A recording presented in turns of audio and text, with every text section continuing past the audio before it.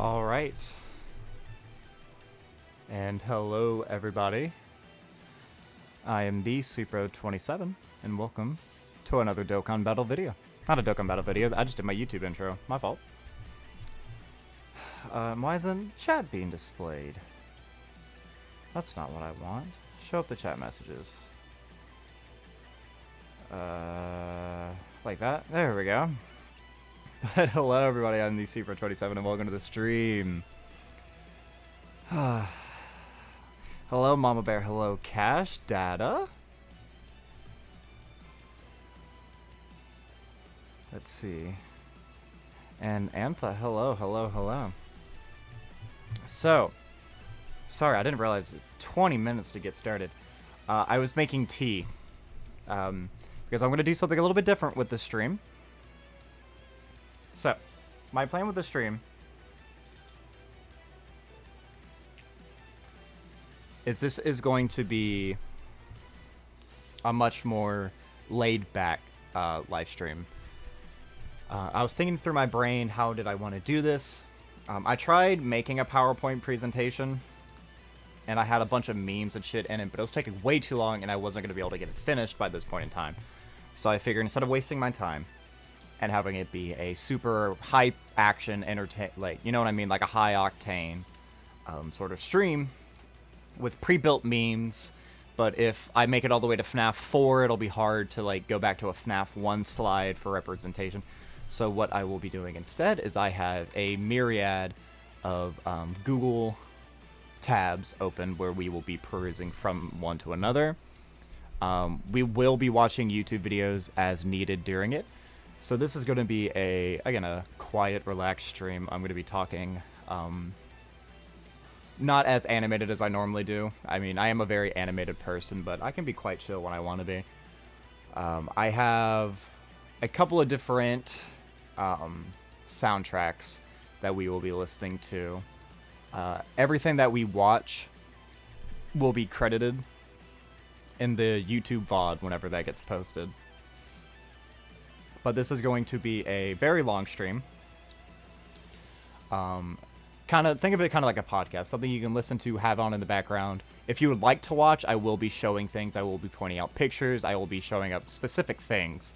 Again, I think I have 27 tabs in total, I think. So this will also be like, again, just like an easy to stream. You don't have to really pay attention to it. There are going to be some rules, however, though, for the stream that I'm going to ask everybody to please respect. I don't know if I should type these in the chat and pin them, or if I should just say them once and go on from there. But how this will be set up, I know this is a terrible analogy because everybody hates school, but imagine you're in school and a teacher makes a PowerPoint slide presentation. The teacher will read everything on the slide, give you examples. Then, before moving on to the next slide, they will ask people if they have any questions or if they have any opinions. That's kind of what we're going to do. I'm going to fully state what you need to know, what I think, what I know, what's been confirmed, what has been speculated, da-da-da-da-da. And then, before I go on to the next subject, I will ask you guys if you have anything that you would like to add or anything you want to question me on. Because if it's something I believe and it's not something you necessarily believe or think is true, we can have civil disputes. We can have fun. Hold on, my tea is so hot. Again, don't crucify me, but I microwave it. And I microwaved it for 3 minutes. Then I added my sugar and milk, or my sugar and honey, and then I microwaved it again for another 2 because the honey wouldn't melt. So even the mug is hot as hell. Reading chat may be a little bit sparse because, again, I'm going to be rambling on about what I believe for a while. So if you have a message and I don't get to it immediately, I do apologize. But this is going to just be a fun stream. I'm really excited. I'm really, really excited. This may be a long one. I don't know. Because if I start rambling, we're going to be here all night. But let's get my introduction out of the way real quick. I'm the Sweepro27. I'm a variety Twitch streamer and an up-and-coming YouTuber trying to make it See, I'm doing my YouTube shit. I've recorded a lot of YouTube videos. Hello, everybody. I'm the SweetBro27. I'm a variety Twitch streamer and an up-and-coming YouTuber trying to make it big in the world. I have a Twitter, a Twitch, a TikTok, and a YouTube, the links of which can all be found at the SweetBro27, or you can use my hashtag SweetBro27, and all my social platforms should show up there. I'm going to really quickly get this set up. I'll only be gone for a moment or two, but now would be the time to run to the bathroom, grab your drinks, your popcorns, whatever. Again, I have my tea and my water bottle here, and if this persists for a long time, I may go get me a soda or something. But again, get cozy, have this on in the background. If you hear me say something you would like to object to, by all means, watch the stream. It probably won't be the most entertaining because there's not going to be a lot of visual stimuli, but I'm hoping that either the chill vibes could be something you can fall asleep to, or just be something to easy digest in the background while you're doing the dishes or doing homework or playing a video game or something. Alright? I'll be right back. Please don't go anywhere.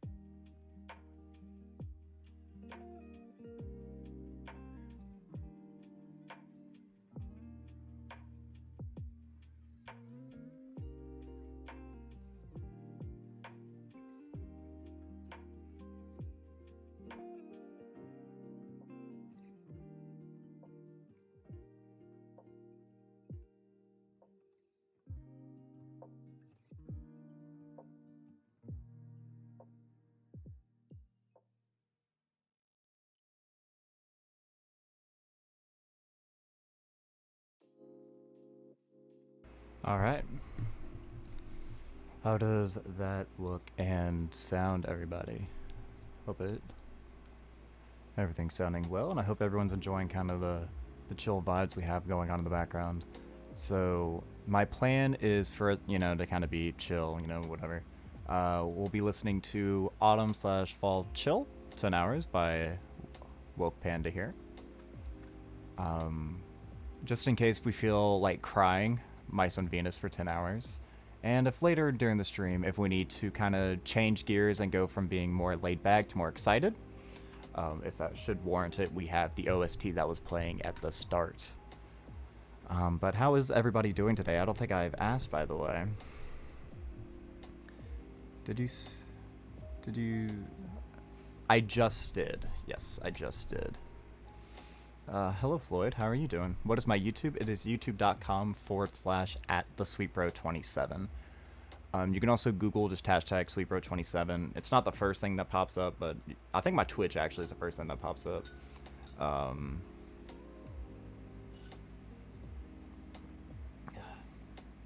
But yeah, on the YouTube, it's where I post all my VODs. It only takes a while. Like, if I stream something, the VOD will go up in like 2 to 3 months, normally. But I also make original content around my favorite mobile game, Dragon Ball Z Dokkan Battle. I'm a fantastic fan of Dragon Ball. And I love that game to death. I've been putting a lot of work into that, and it's kind of showing through.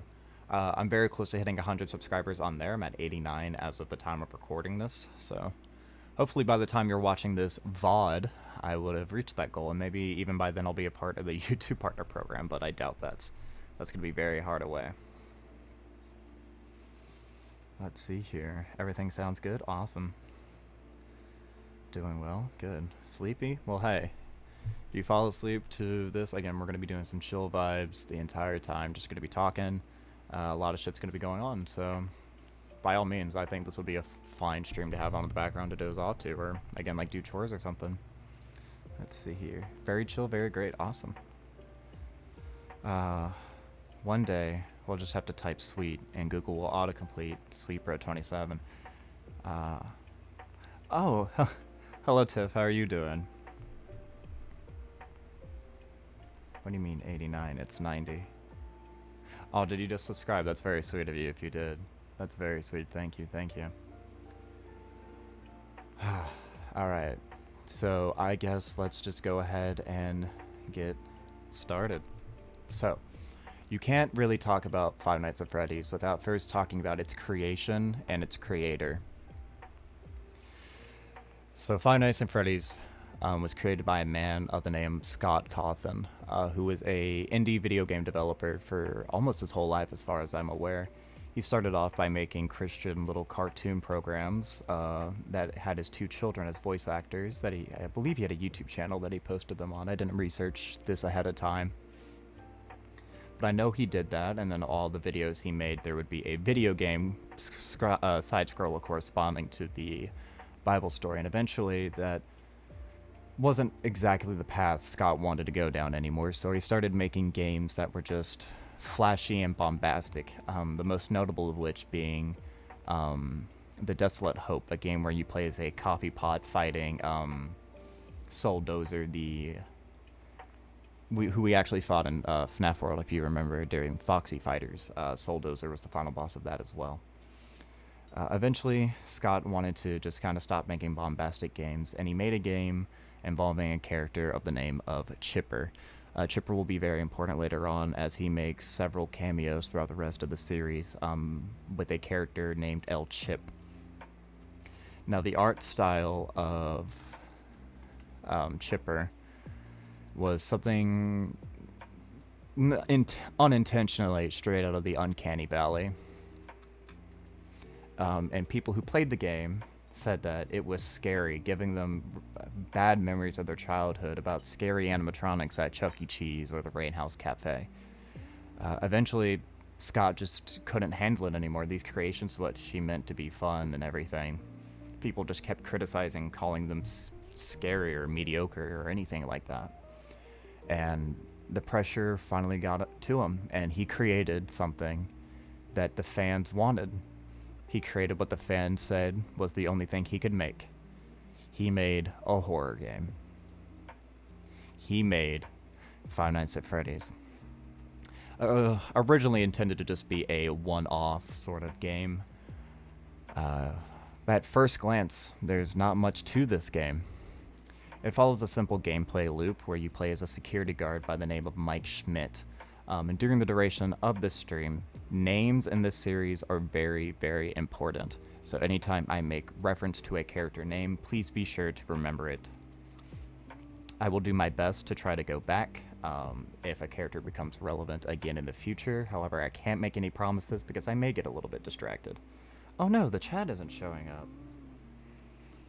Let's fix that. There we are. Sorry about that. I didn't realize I turned the chat off. Gotta test it real quick. There we are. Perfect. Yeah, I have a very... Thank you. I get compliments on my voice a lot of the time. Thank you. I really do appreciate that. That's quite sweet. But it follows a very simplistic gameplay loop. You play what is intentionally supposed to be 5 nights, but the game really follows Mike Schmidt playing through 1 week at Freddy's. It follows you as you're in this tiny little cramped office space where you have 2 doorways on either side that you can close or you can illuminate by the push of a button, which will drain your power, as you can see down here.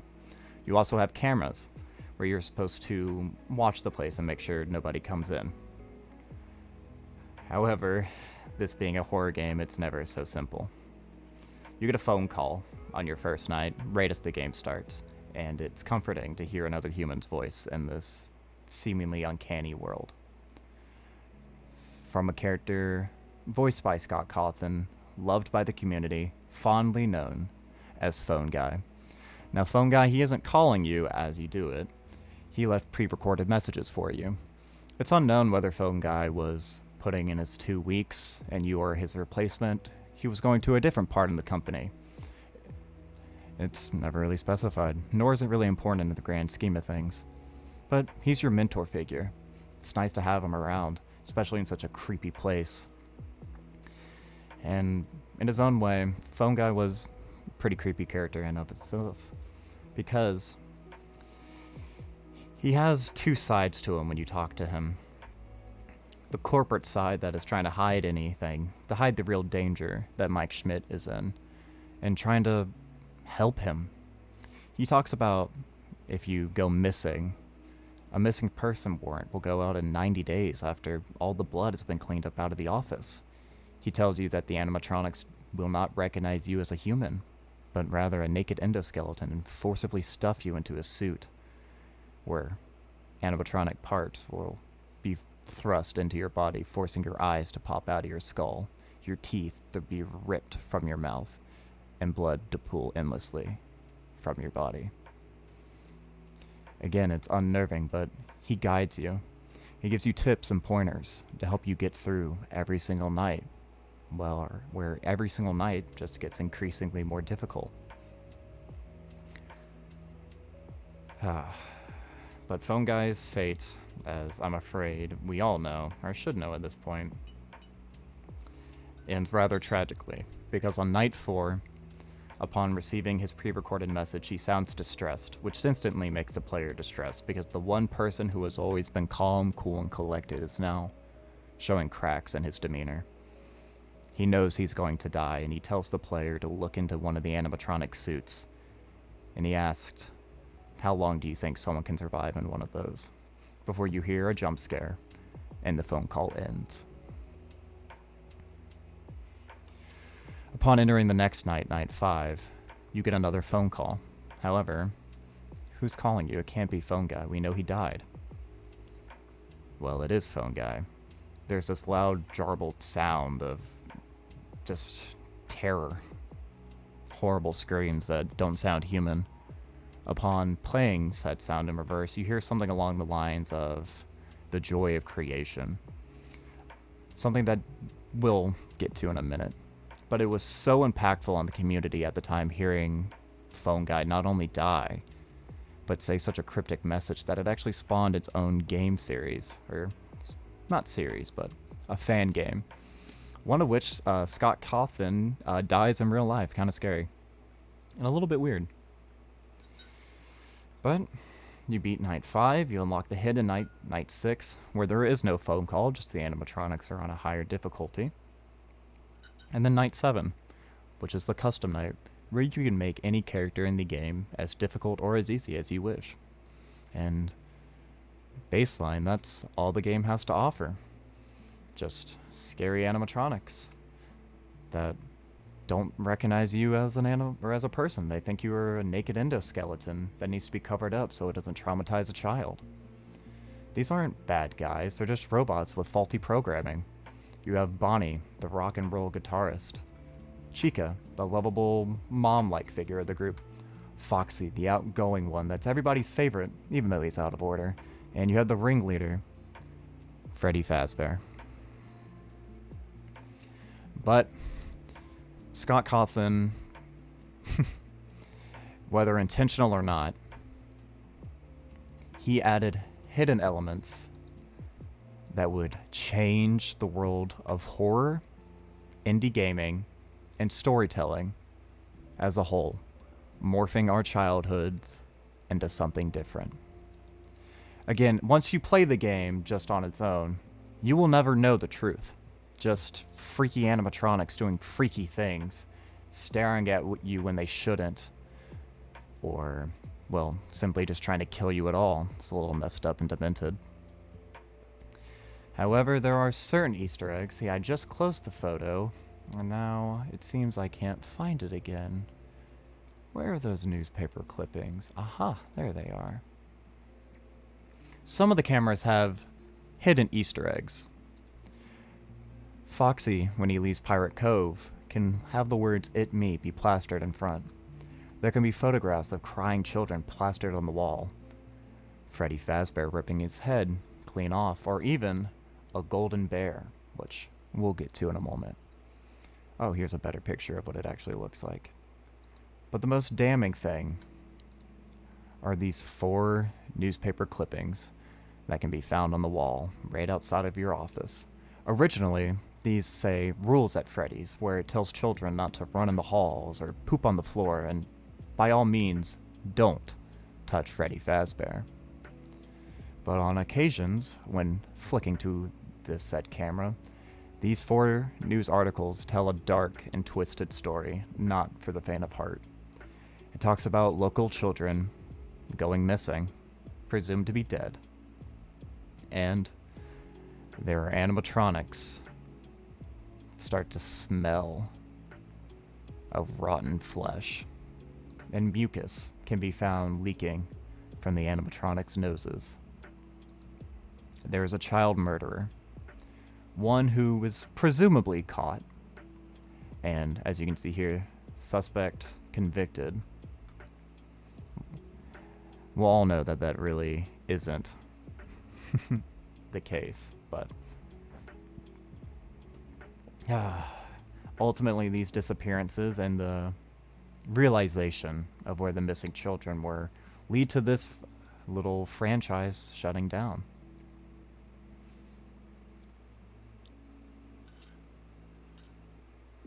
Excuse me, I have the hiccups. I'm trying to drink my drink so it'll be flushed away. So with all these loose ends, dead children, pictures of crying children on the wall, what did it all mean? Well, at the time, we didn't know. We just knew one thing. And that was that everything was confusing. There were so many answers, yet so many questions. Who is this golden bear? And why does he crash the game if he jump scares you? Why is Freddy ripping apart his face? What does it's me really entail? And this right here, this depiction of an infant weeping, is one of the most crucial things that'll hold true throughout the rest of the franchise. Response to this game was remarkable. I remember watching Markiplier play this for the first time. I think anyone can quote the start of that video by heart. Hello everybody, my name is Markiplier and welcome to Five Nights at Freddy's indie horror game. Yeah, you know the thing. We've all seen it. And this was my introduction into horror, if I'm being honest. I was at that ripe age where I was just getting to explore the internet and YouTube and everything that this game provided was just exactly what I needed to be lulled in. Of course, if you just wanted to play the game for the game, it was quite solid on its own. The animation of the jump scares was fantastic. The atmosphere is something that has yet to be beat, in my opinion, by indie horror games that are along this genre. You know, the mascot horror. The atmosphere of this game is something that can still scare me to this day. And it would only be... oh, I'm getting ahead of myself. Excuse me. I was about to say something, but I forgot I needed to do a little segue. There were a couple of mysteries that were brought up outside of these said Easter eggs, one of which was actually brought up to us by the voice of Phone Guy. On night 1, he tells you that the animatronics used to be allowed to walk around during the day, but aren't allowed to anymore, after an incident known as the Bite of 87, where it is implied that an animatronic bit the frontal lobe off of either a guest or a Freddy Fazbear employee, but no fatality. So there was a lot to be there. There was story bits if you just played it, and if you dug deep, you could find so much more. You can make your own answers, come to your own conclusions. It was good. And it was so good, Scott Cawthon started getting bombarded. His work was getting praised for the first time in his whole career. It was an overnight sensation. Someone who went from making very high quality Flash games to someone who made a franchise that would come to make hundreds of millions just 9 years later, right? Because the original Five Nights at Freddy's came out in 2014, I believe. Whoops. I don't understand what that is, but stop session. Did that appear up for you guys, or did it? I don't know. Something just popped up on my screen and made a little noise. So, any questions? Or would anybody like to say anything? I gotta scroll up here a bit because I've missed quite a lot. You guys are being very active, thank you. Fnaf 1 designs were really the best. Edit that out, edit that out. Edit what out? Did I do something? I think story-wise, Fnaf 1 is one of the best. Oh, we'll get there. Agreed. Never seen this stuff, though. We never get the behind-the-scenes. Great childhood. Yeah, childhood game, which means that some kids were born before Five Nights at Freddy's 1, and that's like 9 years today, which is crazy. Someone made an amazing game series that can top nothing. Didn't see anything on my part, at least. Awesome. So, again, being just an overnight sensation, Scott instantly begun work on a second game. And funnily enough, 87 days later, Five Nights at Freddy's 2 would be the next hit. Now, this game, in many ways, was an upgrade. Not only in terms of gameplay, but in just how ambitious it was. Scott made these fantastic trailers, something borrowed, something new, showing off these interesting new character designs and mangled renditions of the old ones. And the cast of characters more than doubled, with there being 10 active threats at any given time during your night.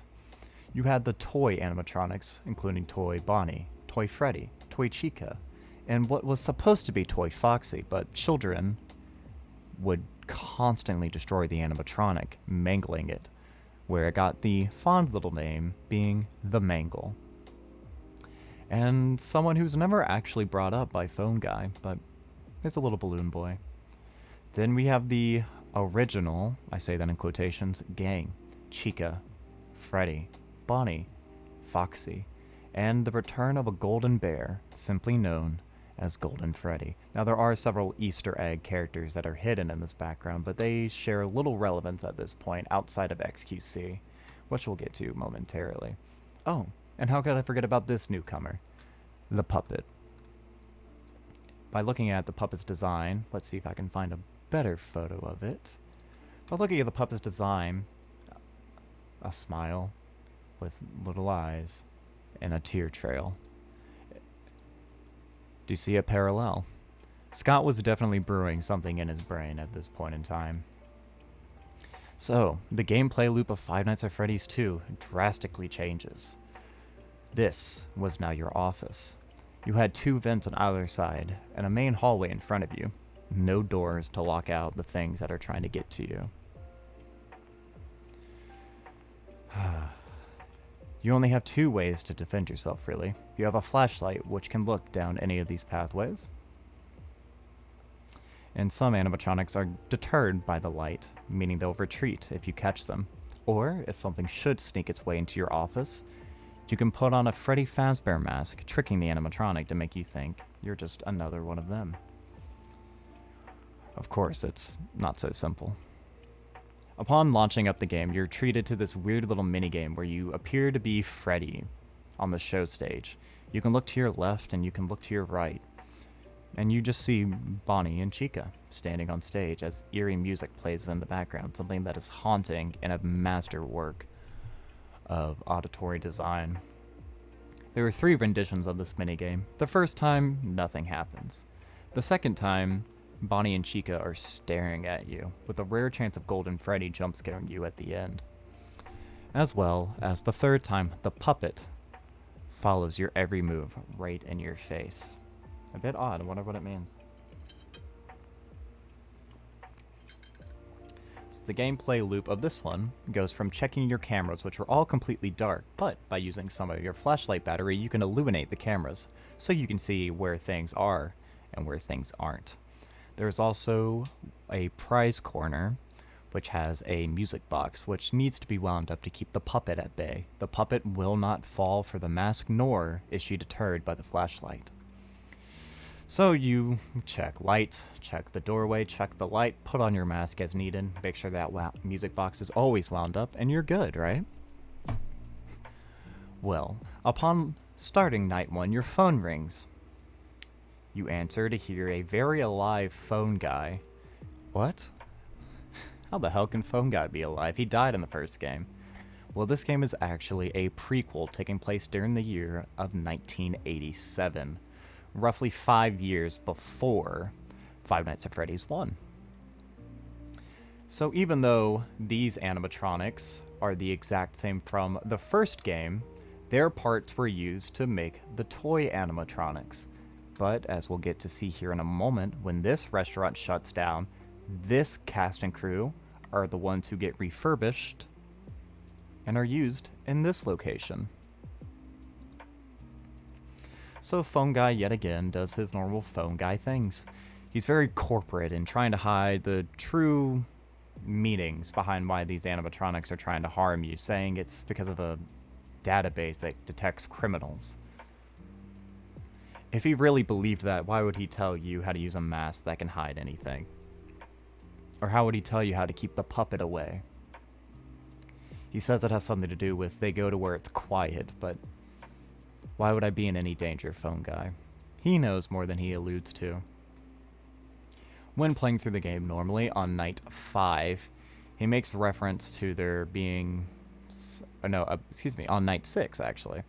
On night 6, he alludes to something bad happening, and we weren't supposed to arrive at our shift. Jeremy, the character you play as in this game, shows up anyway, even though he got a supposed memo telling him that there was an accident during the day, and that it was shut down for a police investigation.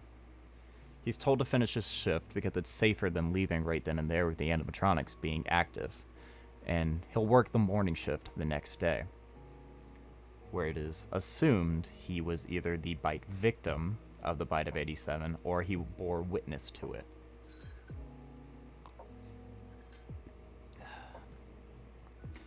And the same with Five Nights at Freddy's 1. Upon beating said night 6, you unlock a custom night,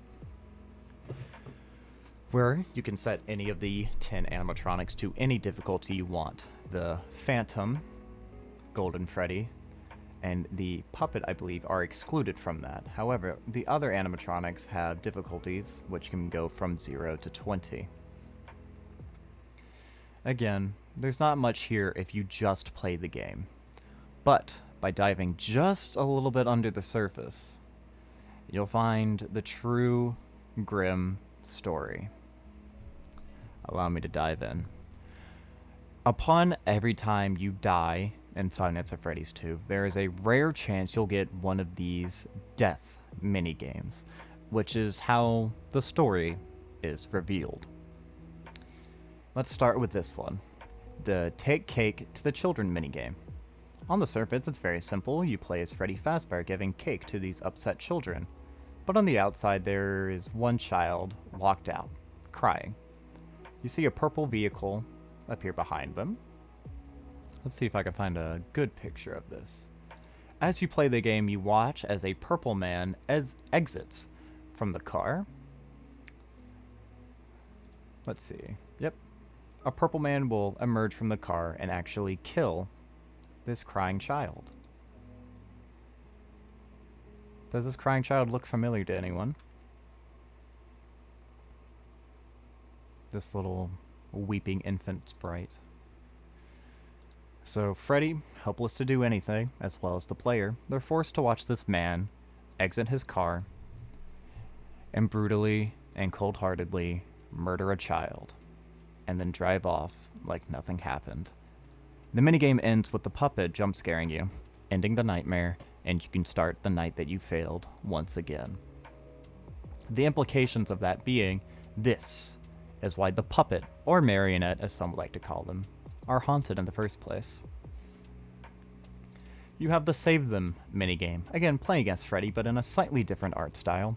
You follow the marionette as they chant the letters S, A, V, E, T, H, E, M, where it gets its name from, Save Them.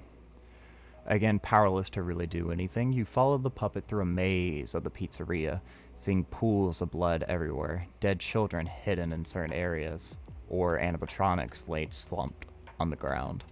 This game can end in one of two ways. The game will crash, or the purple man from before, now in a slightly different art style, will run into you, crashing the game entirely. You have the Foxy Go Go Go minigame. This game shows Foxy exiting from Pirate's Cove and running to surprise some children.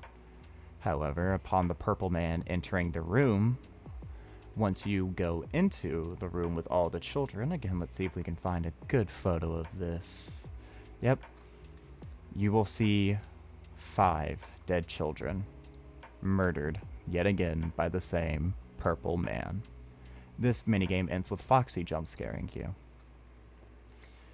And then I think there's only one left, and it is arguably the most important of them all.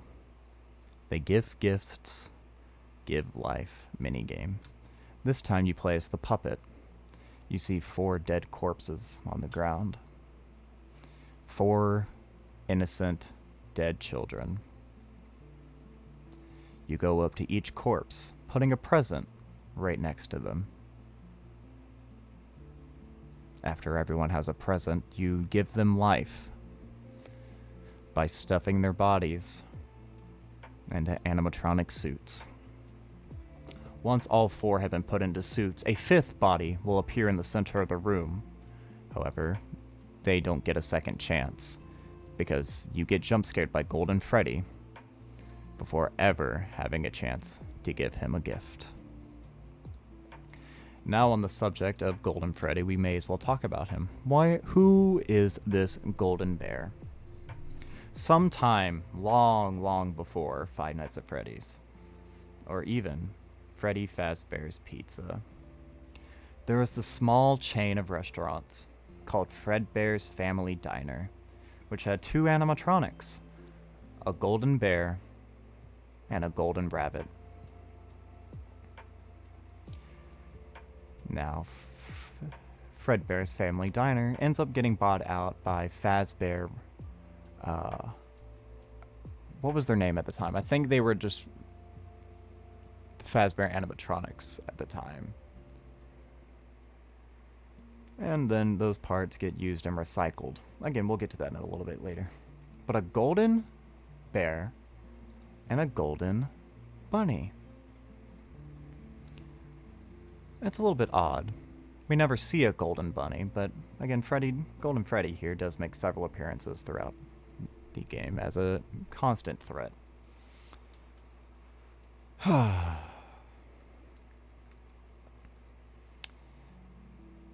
So, we now know a little bit more about this, but still not much. We knew that there were 4 dead kids from the first game, and now we just see the killer is some purple guy. What does that mean? We now know for a fact as to how the children, or excuse me, how the animatronics came to be possessed, because a puppet went around giving them all life. But how can an animatronic give life? How does any of this make sense? Who is this purple guy? Why is he killing kids? And how are dead kids coming back to life? There were more questions than answers. There was still much to unravel, and I think Scott understood that. But Scott wanted to kind of get out. He never intended to make a sequel for Five Nights at Freddy's, but he did. And then FNAF 2 was also just such a big success. The mystery, the lore, the debates on whether this truly was a prequel or a sequel, the debates on if the phone guy was the purple man, or the relevance of any of this. Again, another overnight sensation. Feeling a bit pressured, or maybe inspired, Scott did decide to make one final game, a game that he intended to wrap up this entire story in one neat and tidy little bow. Now, before we get to that, let's catch up on chat and see if anybody has any questions or anything that they would like to interject. Gotta scroll up a bit here, because again, y'all are being quite active.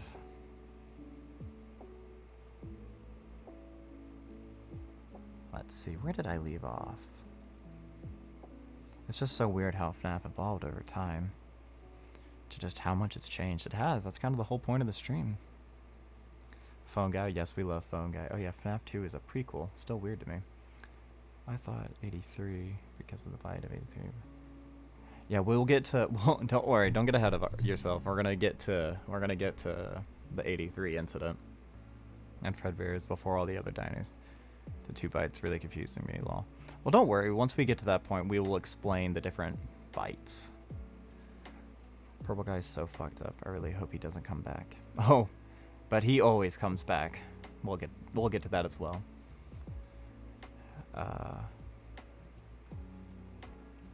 We are covering everything, the entirety of Five Nights at Freddy's, ending all the way with Ruin. So yeah, this stream, we will be going over all of it. Hourly hydration. Thank you, Cash, for the hydration. Everybody grab your drinks, your sodas, or whatever you got. I know I have a tea in front of me, but I'm going to take a sip of my water here. But yeah, please, if you do have a question, please have it retained to one of the games we have talked about or currently talking about, because I want this to be kind of someone can easily dive in and listen to the whole thing. I don't want to be going from FNAF 2 all the way to like sister location before we talk about FNAF 4. No, you're fine. You're fine. Oh yeah, no, it's gonna be a long stream. My voice is actually kind of hurting a little bit from doing this calmer voice.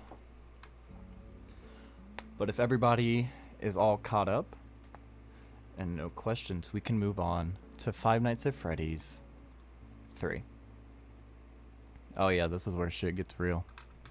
So, we start getting trailers, just like we did for Five Nights at Freddy's 2, where we see this new animatronic who at the time had no name, and we called him the Amalgamation. If you remember that, you're truly a FNAF 3 OG. This was the image.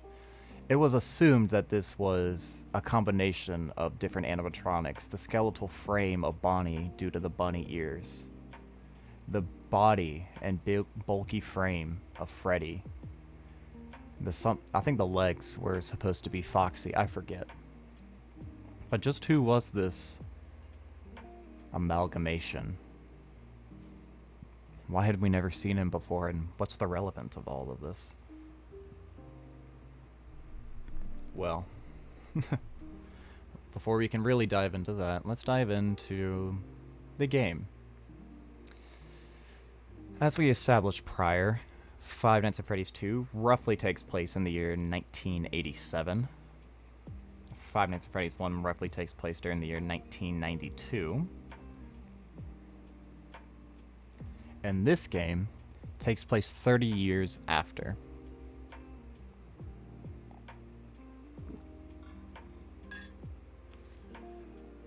So we have jumped quite a ways away into the future. Five Nights at Freddy's is now niche. It's trendy, it's retro. People who used to go there during their childhood remember how creepy and off-putting it was. Probably a nod to how the fans reacted to Scott's earlier works, no doubt. That Five Nights at Freddy's, or excuse me, Freddy Fazbear's Pizza, I keep calling it Five Nights at Freddy's, Freddy Fazbear's Pizza, and people remember just how creepy it was when they were a kid and all the urban legends of the missing dead children. That it becomes this horror attraction known as Fazbear Frights, where these people would go to all the different locations across America, finding memorabilia they could find to make this creepy haunted house maze that you could walk through. You play as, yet again, another security guard, intended to be there for 5 nights. We never find this protagonist's names out. However, it is heavily implied who it is, and we'll get to that in a little bit. Amalgamation gets found and put into the attraction on night 2, at this point being given the name of Springtrap. Springtrap can attack you in 2 different ways. There is a door to your left and a vent to your right. You have to use an audio lure using the camera system, which is the sound of a child, better known as Balloon Boy. For some reason, this animatronic is so forced to kill that he must find where the source of that sound is so that he can just get his hands on that child. Scary stuff. But there's more things you have to worry about than that. The people makers of Fazbear Frights were trying to cut as many corners as they possibly could, meaning that the wiring in the building wasn't up to code. The building setting fire was a genuine concern, as well as the air just shutting off. Not enough air, you start to hallucinate, which is where the cameo of our old friends show up. Phantom Freddy, Phantom Foxy, Phantom Balloon Boy, Phantom Chica, Phantom Puppet, and Phantom Mangle. While they can jump scare you, they can't kill you, but rather they'll cause your ventilation to go out, meaning you're more likely to see things that aren't really there. Upon completing Five Nights at Freddy's 3, you get the burn ending, where the entire building goes up in smoke, presumably destroying everyone and everything inside.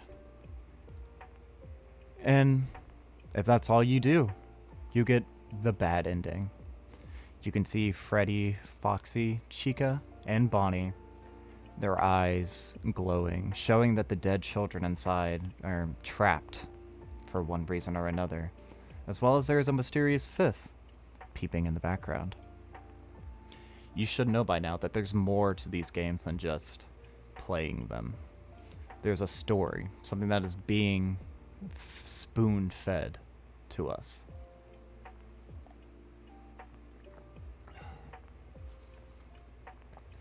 So how do we get something other than the bad end? Well, it's quite simple. There's these hidden minigames. Instead of getting them upon your death, you have to go out of your way to find secret Easter eggs to activate these games. First, you must play as Balloon Boy and unlock these balloons. Then, you must play as Mangle, Toy Chica,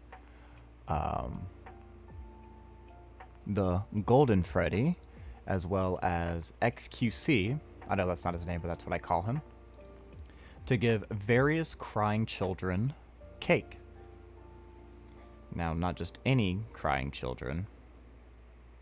It is the, if I can find it, there doesn't appear to be a solid image of what I'm looking for via this Google search. But the crying child, you understand. What we saw in the prior minigame, the one that was locked outside, left to die. I can't find a picture, so it's,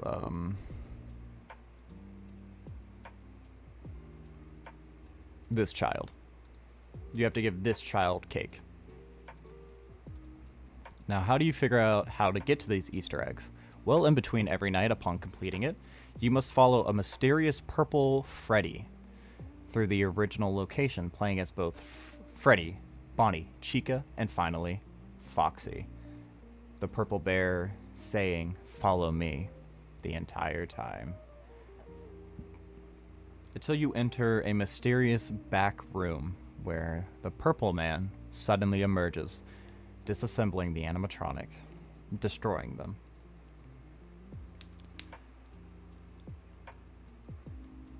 Now, there's something that... Oh, yeah, we got a little purple guy here. And you can see here, there is a golden rabbit. And Purple Man is in the same room. After all 4 animatronics have been disassembled, Freddy, Chica, Bonnie, and Foxy, the ghosts of the dead children murdered by this Purple Man emerge, trapping him in this back room, chasing him around over and over and over again. The Purple Man panics. He gets scared and hides in the only place he knows that he can. The yellow animatronic suit. Now, how can he crawl into an animatronic, you might be asking? Well, back in the old days, the Fredbear's Family Diner days, there were these animatronics with a feature known as spring locks, something that could be unwound or fastened to make an animatronic either a wearable suit or a functioning dancing robot. These robots, suits as it were recalled because of how dangerous they were, and if there was something known as a spring lock failure, the little springs that were supposed to hold back all the animatronic parts would be suddenly released, crushing your entire body to death as the robot closes back in.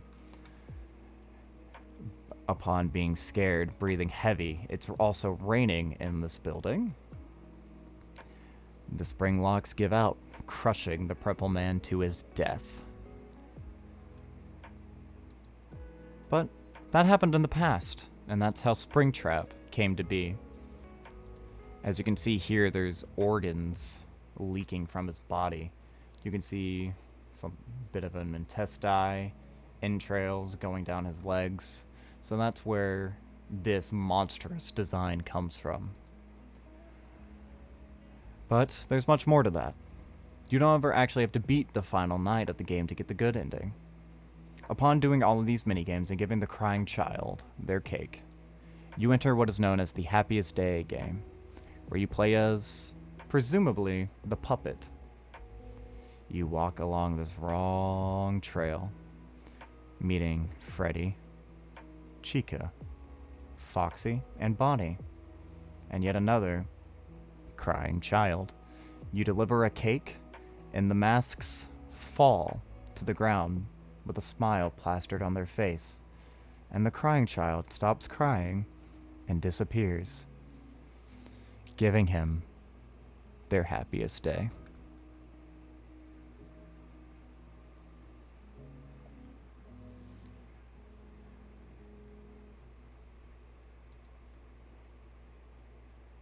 Yeah, let's change up the music a little bit. Why don't we? Let's do...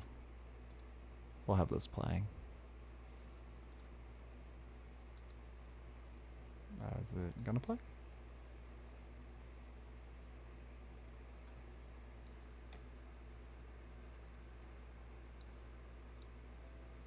There we go.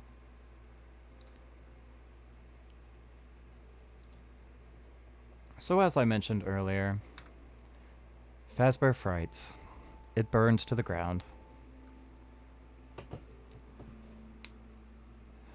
Presumably, the playable character gets engulfed in flames, but on the bright side, so is this monster. This child murderer whose hatred allowed him to live on for years. 30 years. His hatred, his malice, his remnant allowed him to live just eternally, it would seem. But it's over. The spirits, because of their happiest day, they can move on. These children that were murdered over 30 years ago, robbed of life, robbed of a childhood, brutally murdered, could finally rest. The puppet, someone who always defended others even when there was no one to defend her, did one final thing and tried her best to free them. Okay, see, now that's a bit loud, I think. There we go. And the killer, he's dead. Well, so we thought. This little article behind this little Freddy guy, if you actually brighten up the image, Springtrap is still there. At this time, it was uncertain if he was still alive or if he had finally died, but there was at least a hint this would not be the last we saw of the Purple Man. Alright, now before we move on to Five Nights at Freddy's 4, does anybody have any questions, comments, or concerns? I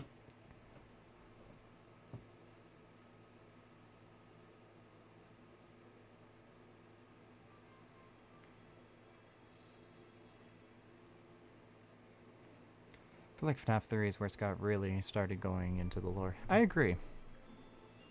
Because it was supposed to be the finale. It was supposed to be the greatest trilogy in all of horror. If you remember, that's how it's being promoted.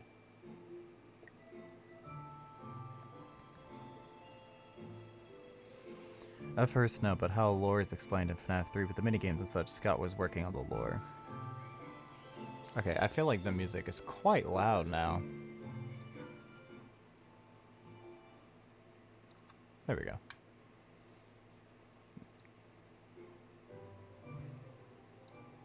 Let's try that.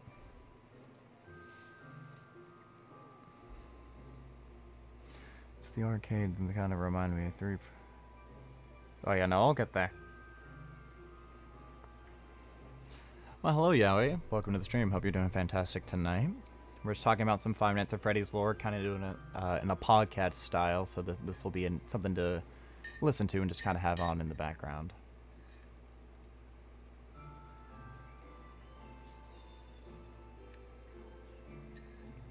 But how are you doing today? I hope you're doing well. How do you always find stray animals, Yowie? You're like a magnet for them. But that's very sweet of you. You do great work.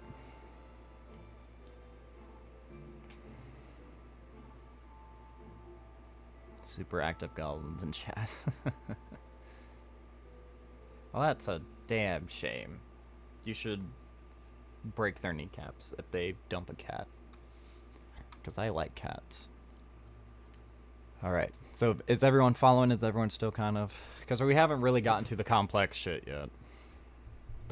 Because again, the trilogy, it was pretty set in stone what happened. FNAF 1, dead kids. FNAF 2, we find their killer.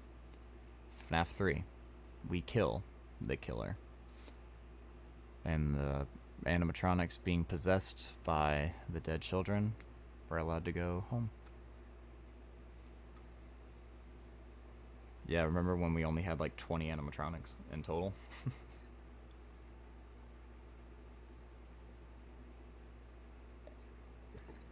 I've just about finished my tea. That's a little sad. It's really good. It's quite a good tea.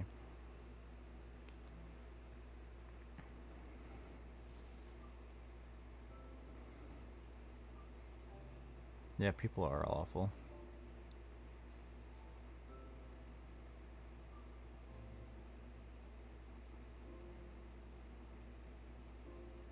Wow, that's tragic. Well, yeah, well, you're doing great work.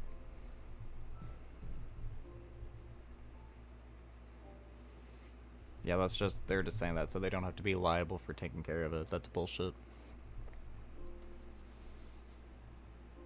Alright, but something happened after the release of Five Nights at Freddy's 3.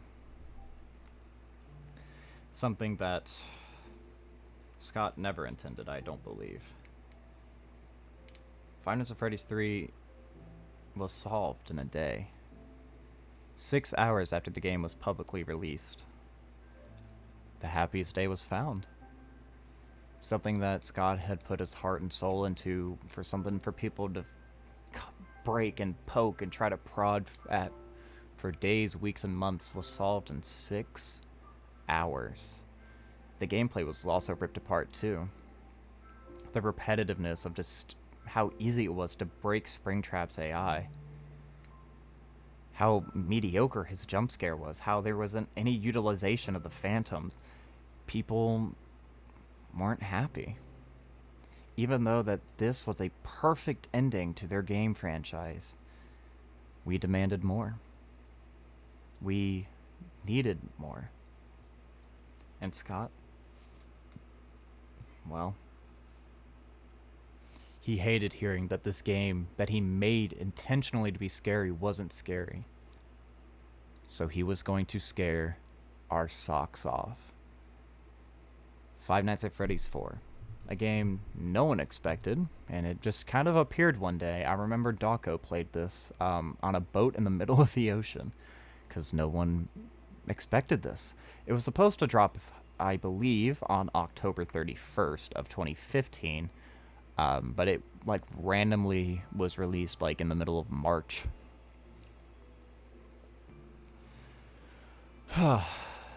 As you can see here, the animatronics take on a much more nightmarish appearance, having sharp, jagged teeth, multiple rows of them, torn flesh, beady eyes, and talons. We're no longer in an office space. Rather, we're a child in our bedroom, warding off things that are in our home. The classic crew all return. We have Nightmare Freddy, Bonnie, Chica. Oh, they're all here. And Foxy. There were also a couple of other newcomers to the group, such as Plushtrap. And these two terrifying specimens we'll get to in just a moment. Again, the intention of this game was to scare the socks off of the players because of how lackluster the horror aspect of Five Nights at Freddy's 3 was. So not only is their nightmarish, hellish design something that could make anybody wince, but the gameplay is simply devious. Let's go back down to this GIF here, because I feel like, or we can do it here. The gameplay loop revolves around checking 4 main areas: the left door, the closet, the right door, and your bed. Each animatronic having a slightly different mechanic. Foxy will run into your closet, and he will turn into... Can I find a good picture of Foxy? A monster. Upon closing your door, you can turn him back into a plushie. Don't check on him frequently enough, and it's your doom. Checking on the left door is Bonnie, and checking on the right door is Chica. How do you deal with them? Well, when you get to the door, it is pitch black. You can't see anything. You can hear, though. By listening closely, you have to listen for an animatronic's breath. These monstrous wheezes that creep out of this monster's mouth. If you hear a sound, you shut the door until you hear footsteps thumping away. You hear nothing and close the door. They'll run right to it, sealing your fate. And then behind you are these nightmarish little plushies known as Freddles. If 3 Freddles are on your bed for too long, Freddy comes and takes a bite. After the completion of every single night, you hear an alarm clock sound, waking up the player. They survived this nightmare for one more night. In between every night, there's a minigame you can play known as Fun with Plush Trap, where you're in seemingly a different home, where there is this animatronic plushie known as Plush Trap. Plush Trap in the dark will hide in one of these 4 rooms. It is your objective within the time frame to catch him on this light. He will stop moving if he's caught in the light. However, if he's coming out of a room or going into a room and you flash him, he will go to the stance he was in before. So if he started to jump off the chair and you flashed him, he would go back onto the chair. Your timing has to be precise. However, if you are successful in catching Plush Trap, you get to skip 2 hours on your next attempt at the next night. Only once, of course. But that means you could start night 3 at 2 a.m., saving you a lot of time and potentially giving you a perfect run. But that's not the only minigame that is provided. The real minigame is talking about the party. You play as this boy, nameless, and you are being tormented by seemingly everyone in your life. Your older brother wears a foxy mask and bullies you. Your father works at Freddy Fazbear's Pizza, somewhere that you're terrified of because you saw something. What you saw is unknown, to be sure, but whatever it is, it's enough to make this child traumatized of his father's place of employment. Each day, the minigame starts with the boy having some objective, escaping the room that your brother locked you in, or escaping the pizzeria, or trying to escape the supply room your brother locked you in, or finding your brother trying to scare you intentionally by hiding behind the TV, for example. Along the way, you have a friend, a guiding voice throughout. Psychic friend Fazbear, as we commonly know him as, or lovingly know him as. He seems to talk to our playable character, guiding him along the way, giving him helpful tips and advice. You can find help if you get past them. You just have to be strong, for example. However, it's unclear what Psychic Friend Fazbear is, of course, but he's the one always having your back, similar to how Phone Guy in the first game. Even though you're in these scary situations, somebody has your back. Of course, his brother is a little piece of shit, and it's this little guy's birthday. His father presumably forces him to have it at Freddy Fazbear's Pizza, where his brother and his 3 friends are going to pull a prank that will ultimately end in disaster. As shown in 2 separate minigames, the older brother intentionally scares this child by hiding under the bed and behind the TV wearing this foxy mask. He's also assumed he is the one who locks the child in the room, forcing him to cry, as well as locking him in the supply closet, knowing he'll be afraid. But on the birthday, day of the birthday, he gets an idea. A prank. Something harmless. He knows his brother is afraid of the animatronics, so he and his friends pick him up and force him to kiss the animatronic. Crying the entire time, scared of what will happen, not wanting to get near the animatronic, desperately fighting to break free. They stuff his face into the animatronic,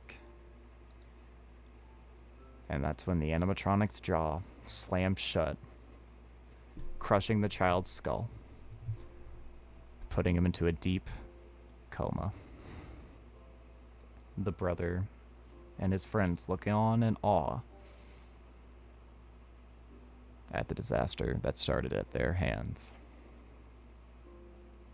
The next night after completing this minigame, you don't face Freddy, Bonnie, Chica, or Foxy. A new challenger has entered the arena. Nightmare Fredbear, a hellish reminder of the bite, having much sharper, almost bloody teeth, gums that have been gnawed away. This character is interesting. It combines all of the previous game mechanics. The frettles, the listening to the doors, and the being attentive to your closet. Fredbear is out to eat you. Why is there a Doge? That's quite cute, actually. Upon beating this knight, you are meted by Psychic Friend Fredbear and a Black Void. He tells you you're broken and that he will put you back together. You then hear a flatline, and it's presumed that this child that we've been playing as this whole time succumbs to his injuries, and he ultimately passes away. There is another knight you can play after this, as well as there is a hidden mode where you can fight this freakish fuck, known as Nightmare. And now, it is heavily debated on whether or not that this game is a dream or not. We will get to that in just a moment. But yes, as you can see here, the Bite of 83, I have several pictures of it. But here it is. The biggest mystery of Fnaf 4, something that the fandom still has not answered to this day. Upon beating Nightmare, you're introduced with a box that has 2 locks. No matter what you do, you cannot open it. The words, "Perhaps some things are best left forgotten for now," appear on the screen, and the box fades away, being the end of Five Nights at Freddy's 4. Or so we thought.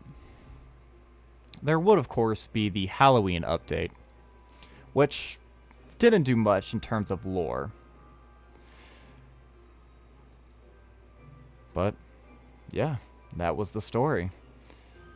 But what is the relevance of this crying child? What is the relevance of the brother? What does any of this mean? Of course, there were many things that were speculated at the time. Was this the Bite of 87? No, it was confirmed to be the Bite of 83. By Scott Cawthon himself, I believe, even. Who is the child? Well, by looking at their appearance, they cry. They have 2 stripes on their shirt.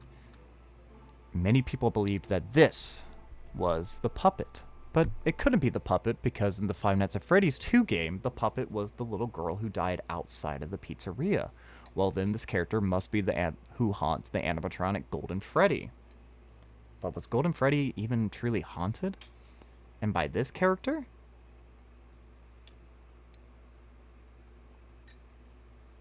And who was speaking for Psychic Friend Fredbear? And what does the phrase, "I will put you back together," what did it all mean? Of course, we demanded answers. But Scott was content with the story he had told. He started putting these weird trailers out on his website, scottgames.com, if I can find it. Turning all the animatronics and his entire series into these cute, chibi versions. I don't know why I put Fnaf World over here. There we go. He then made Fnaf World, again, content with the story he told. Or so we thought. Upon playing Fnaf World, there is this ending known as the clock ending. The clock ending has Freddy go out of his way to find these clocks. By pushing these clocks, you enter a slight minigame that resembles the minigames from Five Nights at Freddy's 3.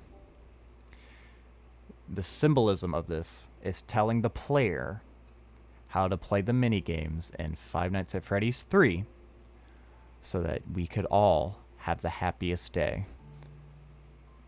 But does the happiest day mean that the crying child gets to live? It's all so vague. The fans, however, were furious at this point in time. They wanted another horror game, not some RPG. Some RPG that is just rehashing lore that we already knew. There were no mysteries to be had. We had answers, but that's not what we needed. We had so many questions. What was this box? What was in it? What did it mean? Who could open it? Why were there 2 locks? This was a very unsatisfying ending or movement for the franchise for most. So Scott had to further his franchise. So, before we continue going, does anybody have any questions or anything that they would like to add?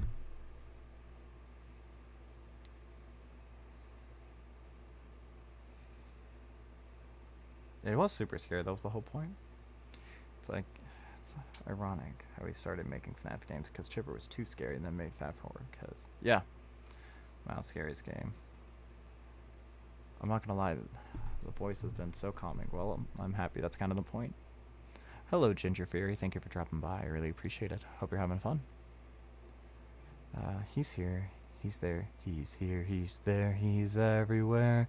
Who you gonna call? Psychic friend Fredbear. Was that the bite of 87? Markiplier meme. Crushing a child's skull. Yep.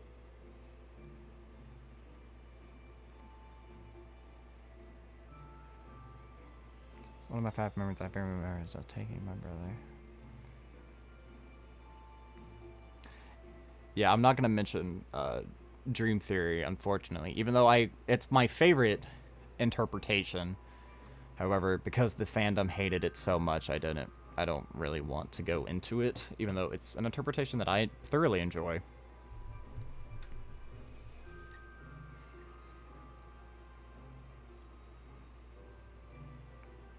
But I think because the fandom hated it so much, Scott debunked it. Oh, I know. Yeah, she's still spooky. That's okay. That's okay. So before we get talking into the Halloween DLC of Fnaf World, there are a few characters we need to meet. Introducing Henry Emily. Now, while the Fnaf 4 was coming out, Scott Cawthon started to release a series of books. The Silver Eyes, The Twisted Ones, The Fourth Closet, and I think that's it. They take place in a parallel dimension to the one that we play in the games. Similar to, like, the Spider-Verse. How every Spider-Man will have a Uncle Ben-like character. That doesn't mean every character will have an Uncle Ben. These universes have some of the same moving pieces, but in completely different ways. So something that happens in this book does not mean it necessarily happens in one of the video games. However, these universes often collide, and we can figure out certain aspects of the game series by diving into the books. So we need to just really quickly introduce ourselves to the 2 men behind it all. Henry Emily, father of Charlie. He was a brilliant, brilliant man. And introducing the man of the hour, William Afton. These 2 were business partners. At first, during the books, it was rather flip-floppy on who of the 2 was the smarter. But together they started up Freddy Fazbear's Pizza, making an empire, if you will. Oh. And we also need to introduce the character of Charlie. Charlie is Henry's daughter. Charlie died at a young age, assumed to be childbirth. Not able to handle his grief, Henry made several robot copies of his daughter and put each one of them in a closet. One where she was a little girl, one where she was a teenager, one where she was an adult, and one where she was an elderly woman. That way he could grow with her, experience the gift of childhood, because his daughter was robbed away from him. William, on the other hand, let's just say he was a bit unhinged. This William Afton was insane. He survived a spring lock malfunction twice, I believe. He goes on a killing rampage, and he creates these animatronics known as the Twisted Ones. Animatronics who can look normal during the day, but at nighttime turn into these less than savory beasts. So, just with those quick little introductions out of the way. At the start of the Halloween update of Fnaf World, we meet a character by the name of Henry. He talks about how he doesn't have much time to explain things, but if we come back in a little while, maybe he'll talk to us. Upon completing all of the DLC, you re-enter his room, and he tells you that he's made something terrible. Her name is Baby. The room then goes black, and two glowing green eyes say, "Everyone, please take a seat." As the lights turn back on, it is revealed that Henry Emily had shot and killed himself, unable to handle what he had created. Which is the exact same thing that happened in the books. This Henry Emily couldn't handle the fact that he created Charlie, especially since one of the Charlies turns out to be less than good-willed, as you can see here. However, this would later be retconned so that he was always alive. But you might be wondering, what is the relevance of Henry? And what was even the relevance of William? Find it's a Freddy's sister location. So I know that was a little short interlude, but is everybody still following? It's somehow nowadays the theory that makes the most sense are often the most controversial and shit. I agree. I love Afton's design through the Twisted Ones. So cool and expensive. Agreed. They do get a little quirky at night. So, Sister Location. A game, yet again, Scott never intended to make. Forced by the fans, he created his first story-driven Five Nights at Freddy's game. There is no gameplay loop. Rather, you play a movie, if that makes sense. You play as a character whose name is unknown, but will lovingly be referred to as Eggs Benedict. You go to this underground facility known as Circus Baby's Pizza Rentals, where you perform maintenance on the animatronics. The animatronics being Circus Baby, Ballora, Funtime Freddy and his friend Bonnet, and Funtime Foxy.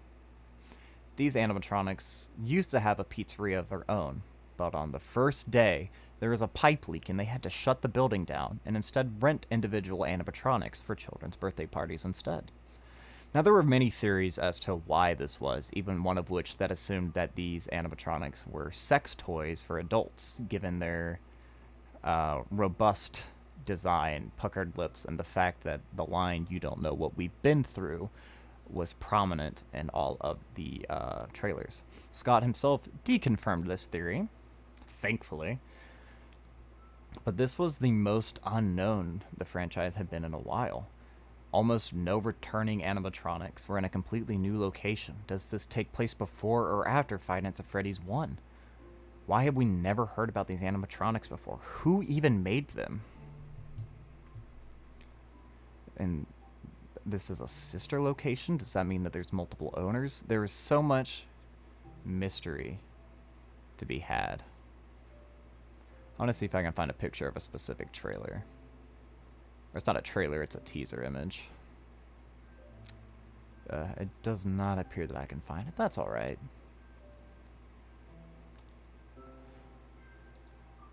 But yeah. So, Eggs Benedict, upon entering this location, is followed by a character named Hand Unit.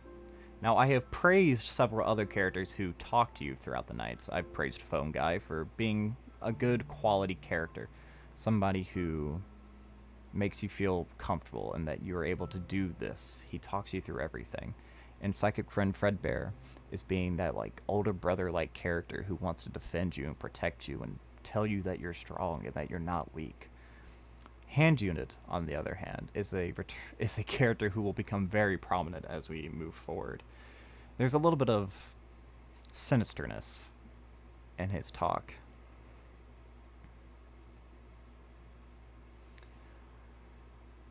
Upon entering your first night, he tells you after going down an elevator, crawling through a vent, you have to give a controlled shock to to Ballora and Foxy to get them to return to their show stages as if they're sentient. A little peculiar.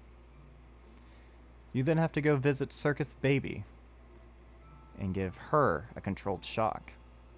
Upon doing that, you get to leave. Night 1 done. Upon entering night 2, you do the same rotation. Check Foxy. Check Ballora. Check Baby. However, Baby won't show up on her stage, and the power goes out. Baby starts to talk to you, very sweetly and lovingly. She wants to get to know you, and she asks, what would a person like me be doing in a place like this? She hears an animatronic coming to hurt me. Biddy Babs. Tiny versions of Circus Baby, which presumably are her helpers during birthday parties. She directs you to hide into a vent and hold it shut, fending off the Biddy Babs. After some time, the Biddy Babs leave. Baby then tells you that the only way to put the power back into the breaker is to go through Ballora's gallery. She tells you to go slow and be careful, and then the power turns back on.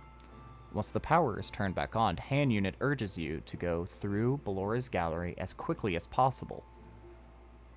So who do you believe? Circus Baby or Hand Unit?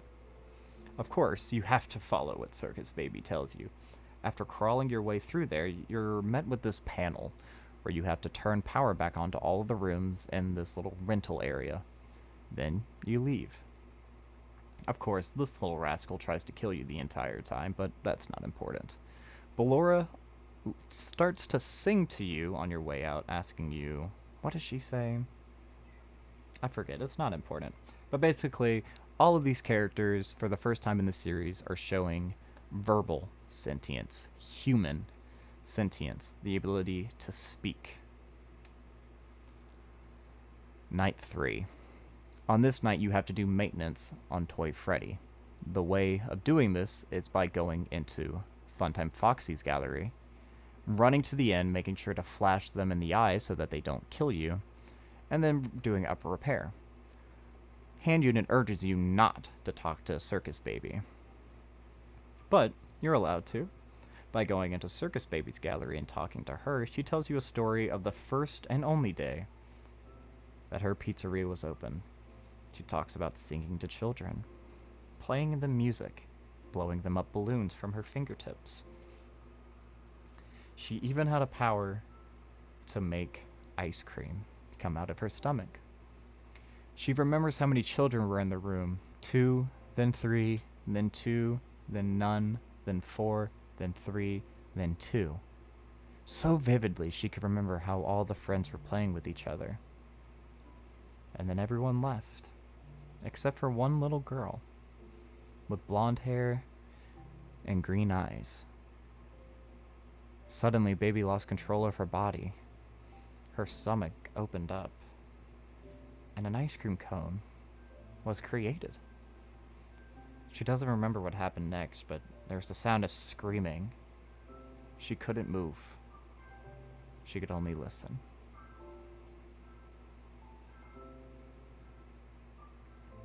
Unsettled by that, you leave Circus Baby's room, and you go into Funtime Foxy's gallery. By safely making it to the end, you're now in this maintenance room where Funtime Freddy has been seemingly completely deactivated.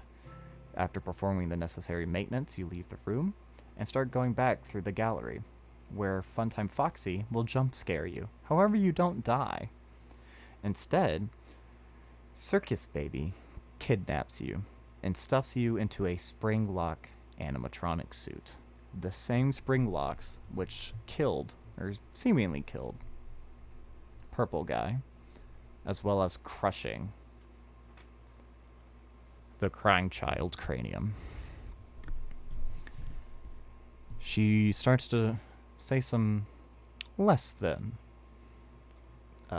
terrifying things. She starts talking about how she wouldn't recommend moving, and if you could pretend. Wow, did y'all hear my cat? That was so loud. She talks about being able to pretend and all these other things, for the first time showing some sinisterness and some malice in her voice. She then talks about not moving as two men enter the room and activate this thing called the scooper. Ballora is wheeled out in front of you, and you watch as the scooper rips all of her internal mechanisms out, leaving her body an empty shell. The face mask of your springlock suit opens up, and you are forced to crank all of the dials to make sure you don't get crushed to death. Meanwhile, mini Renas, small versions of Ballora, start crawling into the suit, trying to hurt you.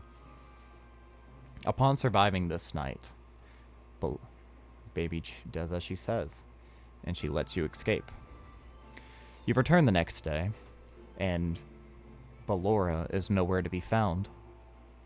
Foxy is nowhere to be found. Freddy is nowhere to be found. Circus Baby needs maintenance to be performed on her.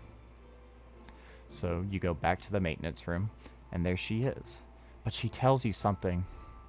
She tells you that Ballora is outside in the Fun Time Foxy Gallery, waiting to hurt her.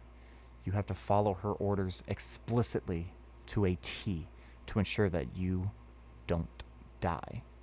She guides you through the gallery, making sure that you don't flash your light to disturb Ballora, and you end up in this room with a large piece of machinery in front of you, and a shadowy figure made of mechanical wires and purple eyes behind a glass pane, talking in Circus Baby's voice. She goes on to elaborate that all the Funtime animatronics had been to the scooping room that day, having all of their internal wirings ripped out of their shells. They combined together to make this amalgamation of parts.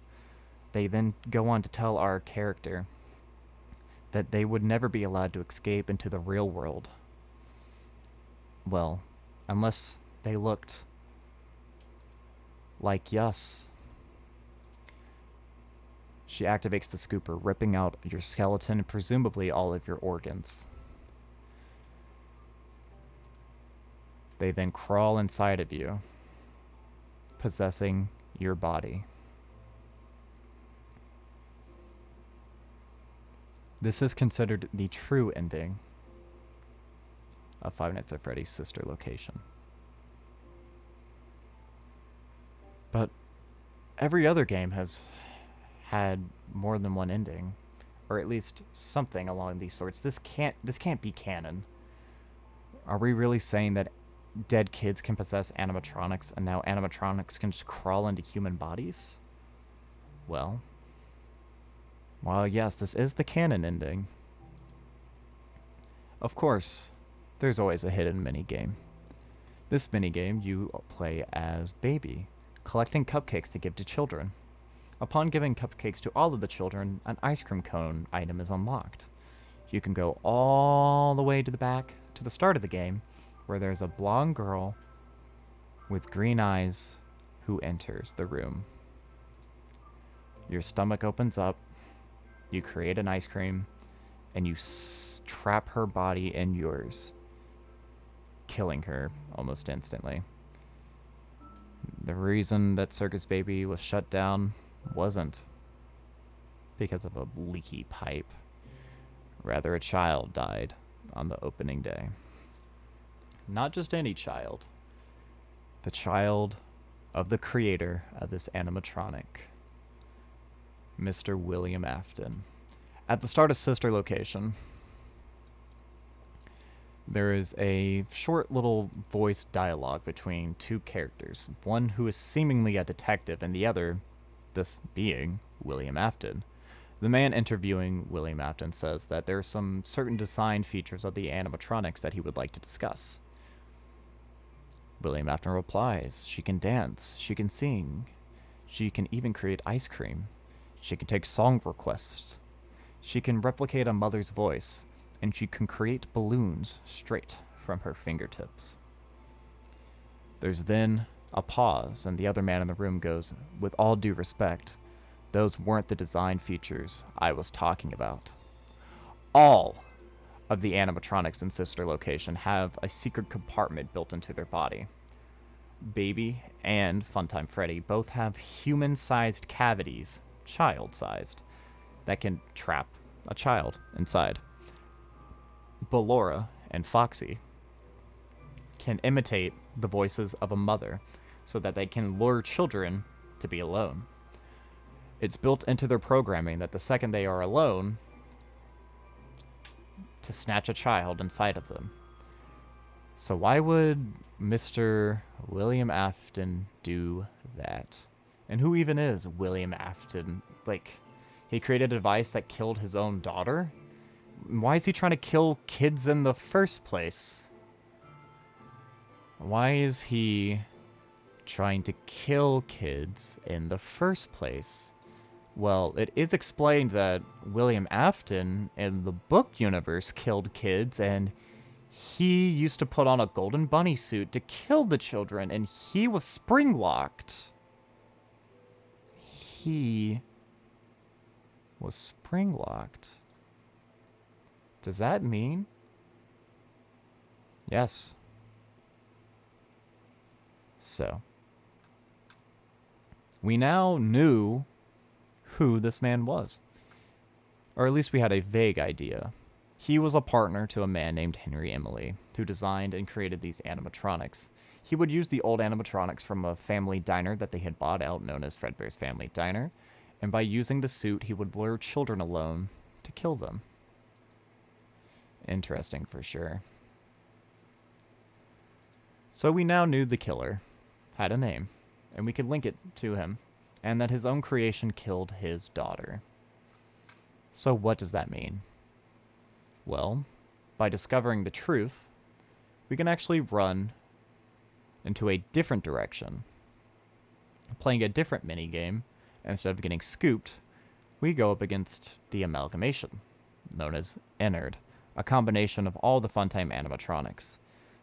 Circus Baby goes on to talk about how she thought that we trusted her, and that we could trust her, as you know what I mean? She trusted us. They're not bad people, they just need to get out.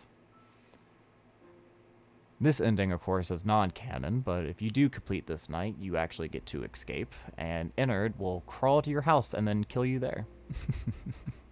But that was the ending. We had a man with animatronics inside of him being possessed. We now knew who the killer's name was and what was his relevance, but again, these are just loose ends. Like, who cares? We knew Purple Guy now has a name, and we know how he worked for the company, but where is all the importance of this?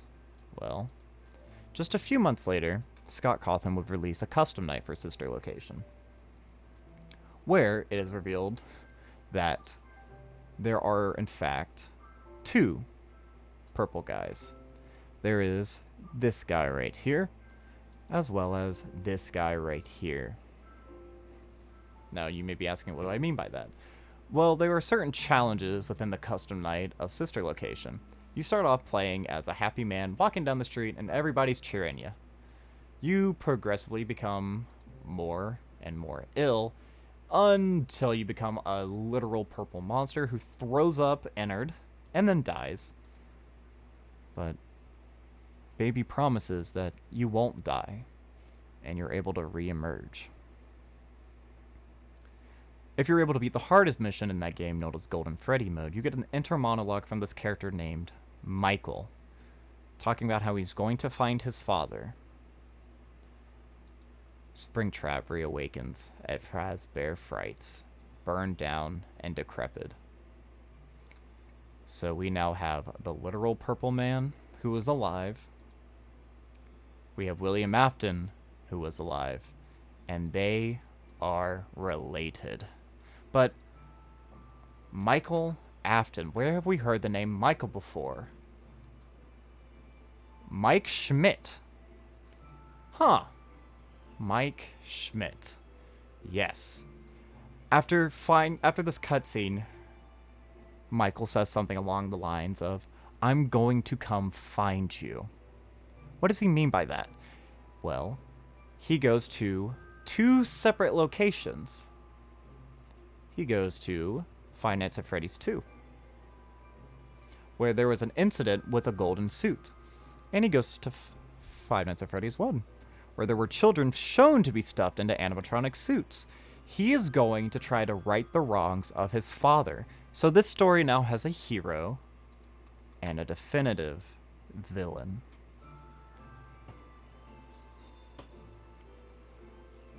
There would be some time after this custom night in the next game, and Scott Cawthon would release this thing known as the Security Logbook, better known as the Survival Logbook, which is something that was in-universe given out to both night security guards, but this one was written or edited by Mike Schmidt.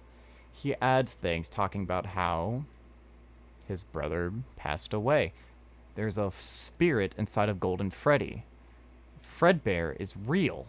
These are real animatronics. The nightmares are the twisted animatronics that were made by William Afton in the book series. Again, he made the twisted animatronics in the book universe, but in the real universe, he made these.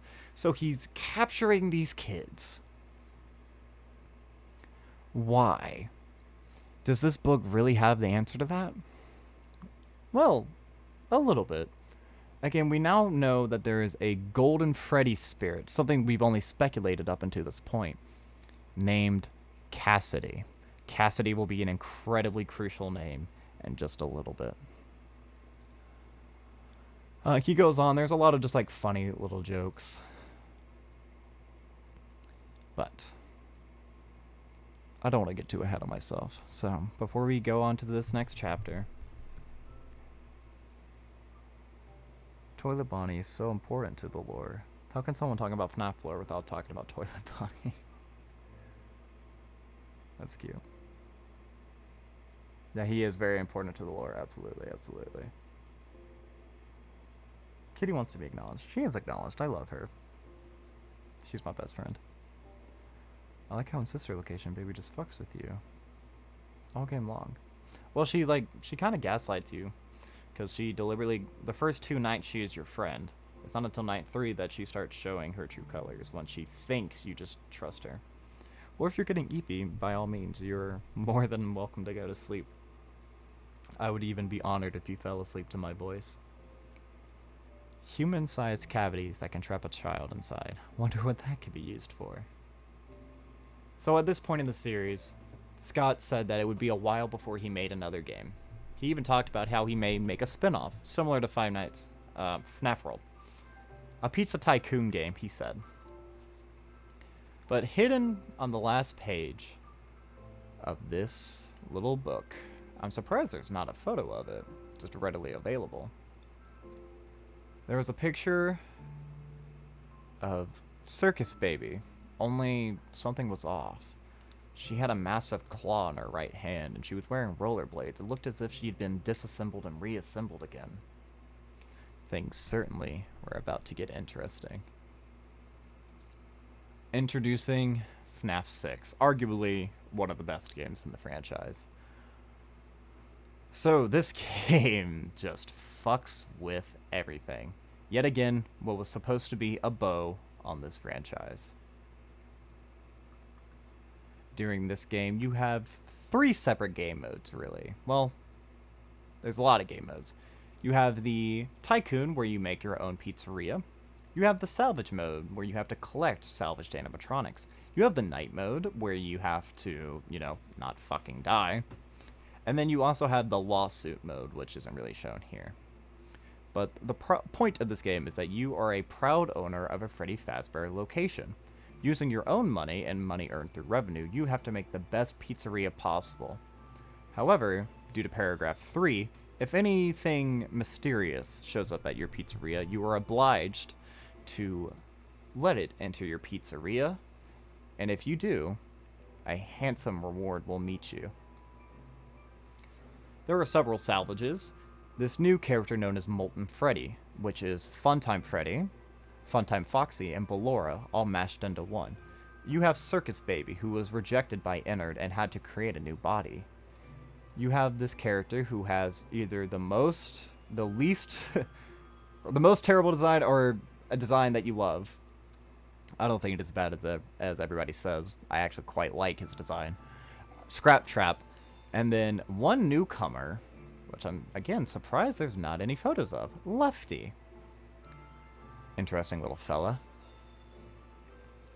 So after you go all this week, you make it to the end of the week, and if you play the game right, you can get the connection terminated ending.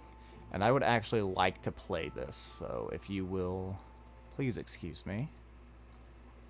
I'm going to play this for you guys. Again, this will be linked.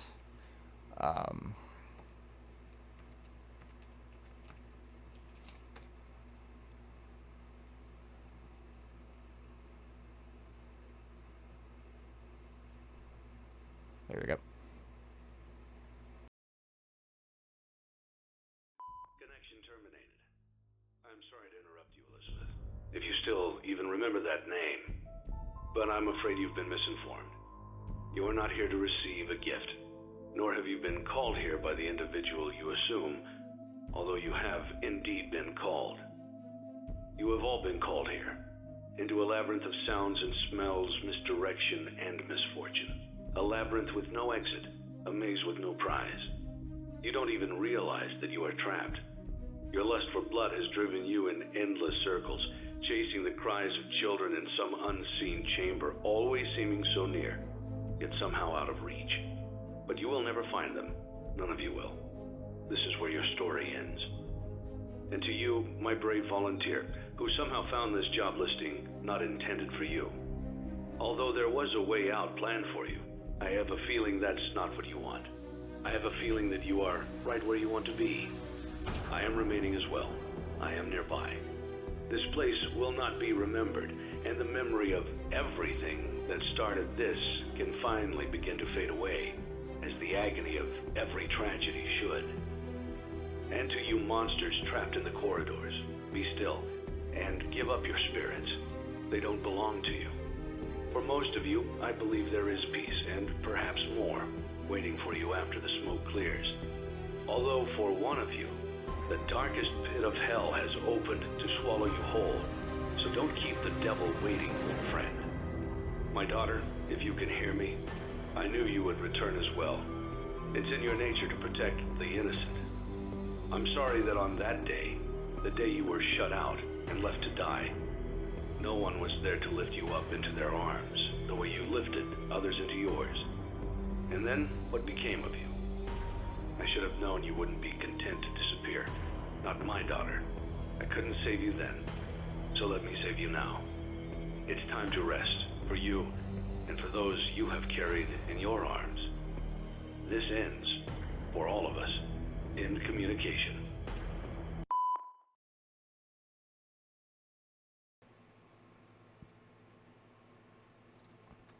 Powerful shit right there. And a perfect ending to the series.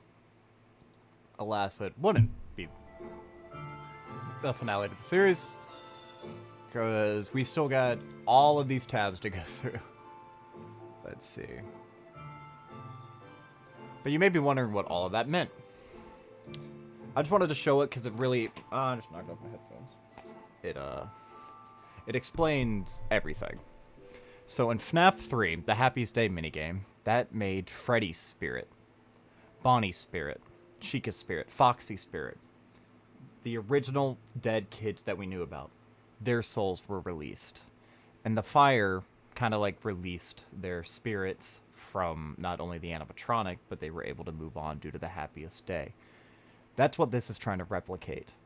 While it is somewhat uncertain as to why Molten Freddy was a necessity, William Afton surviving the first fire he obviously had to die. Circus Baby. She was a child, yet again, robbed of her childhood by a creation that her father made, being forced to live in this piece of shit body forever.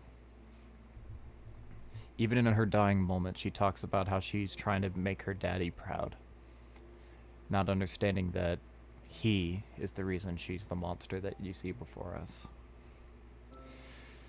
The man on that phone was Henry, talking to his daughter Charlie. Now you may be asking who was Charlie. We saw a picture of the puppet there for a minute, but Lefty is actually created to trap the puppet inside of her. So, in FNAF 3, the original, we're all allowed to move on, and now Emily, Charlie, Afton, and why the fuck these guys are here, are able to move on too. As well as Henry goes up in flames as well, seeing that a job well done is a job well done. Except it wouldn't quite be that easy now, would it? There are many other endings to this game, but none of them matter. That's the only canon ending. This would have been the perfect ending for the series, but as with many things, sometimes people don't realize how good they have it until it's gone. Scott, almost from the get-go, was going to make a sequel. With all these fun endings, this game had almost endless replayability. Even just for the Pizza Tycoon simulator, you could play for hours. Of course, there was some hidden lore as well. We got to see William Afton doing one of his very first kills ever on Cassidy. If you remember, that is the spirit who possesses Golden Freddy. There's also a minigame known as Midnight Motorist, where we see William Afton abuse one of his children. It's not Michael that he abuses, however. It is revealed that Michael Afton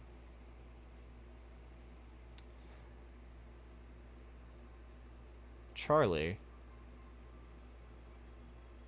and the crying child were all William's children.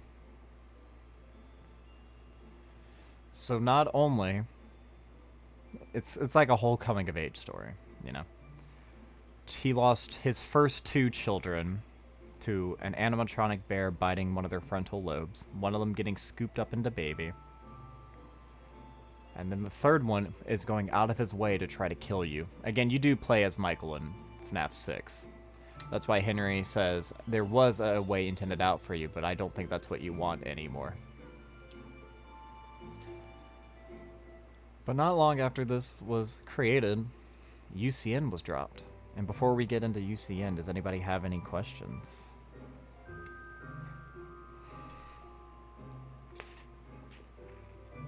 But yeah, all of FNAF 6 was organized by Henry. He knew how to attract his daughter. He knew how to attract Afton, Elizabeth. He knew how to get everybody there.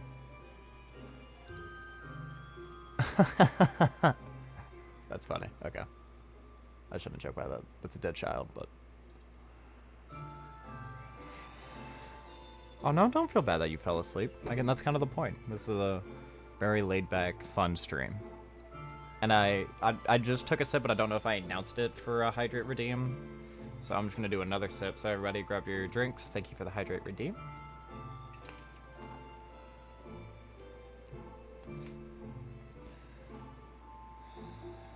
It's so worth it. Awesome. So UCN. We're now into UCN. Scott was very open about making this game. He would make updates on his website about how each character would work and how close it was to making this game. And it was uncertain if this game would have lore or if it would just be the hardest creation that Scott had ever made. Of course, there would be lore, because what is a Five Nights at Freddy's game without lore? There we go, okay. So there are several Easter eggs throughout the game. If you die, on occasions, you can see a girl with green eyes and blonde hair. If one of the mediocre melodies, which is this cast and crew right here, kill you, there is a 1% chance you'll hear a girl whispering instead of their normal voice, and it's always something so ominous. And they always talk about the one that you should have never killed. It's when this gets revealed. The first ever kill performed by William Afton was on Mangle, a dog. He was testing the abilities of reanimation, presumably to either revive his son or daughter. A hero in a twisted sense. Shortly after that, the owner of the dog, Cassidy, was sad and went to Freddy Fazbear's Pizza to play play a game called Fruity Maze. This is where William spotted her and said, "Your dog's not really dead. I can show you." The naive young girl followed him, and she was brutally murdered. The first death in the series. She would go on to be the one you should have never killed, Golden Freddy. She never went on to possess anything. She was more an ethereal spirit. Afton would then go on to kill Charlie, who would reanimate herself as the puppet, and then give life to the remaining animatronics throughout the rest of the franchise. But how are these animatronics all in the same place at the same time? In UCN, you play as the killer, William Afton. All of these animatronics have moved on, or so we thought. Cassidy, being the vengeful spirit that she was, refused to let Afton just go to hell. No, he needed to suffer more. This alternate dimension that we're in, all these creations of Afton haunting him for all eternity. Now, you may be wondering why Old Man Consequences is here. He serves one purpose: trying to get Golden Freddy, aka Cassidy, to move on. Because of her, all of these spirits have never been able to move on. That's why the Happiest Day minigame was a fraud. It was a failure. The fire in FNAF 6, it can't work until Cassidy moves on. But Mr. Afton, being the persistent son of a bitch he is, he's able to beat 50-20 mode, where we see Golden Freddy twitching. It's uncertain if this is Golden Freddy moving on, or if it's the opposite, and the refusal to move on. My personal opinion is Golden Freddy doesn't move on here. We constantly see her twitching. We see the lights in her eyes. And I don't think that Afton ever will truly escape Cassidy.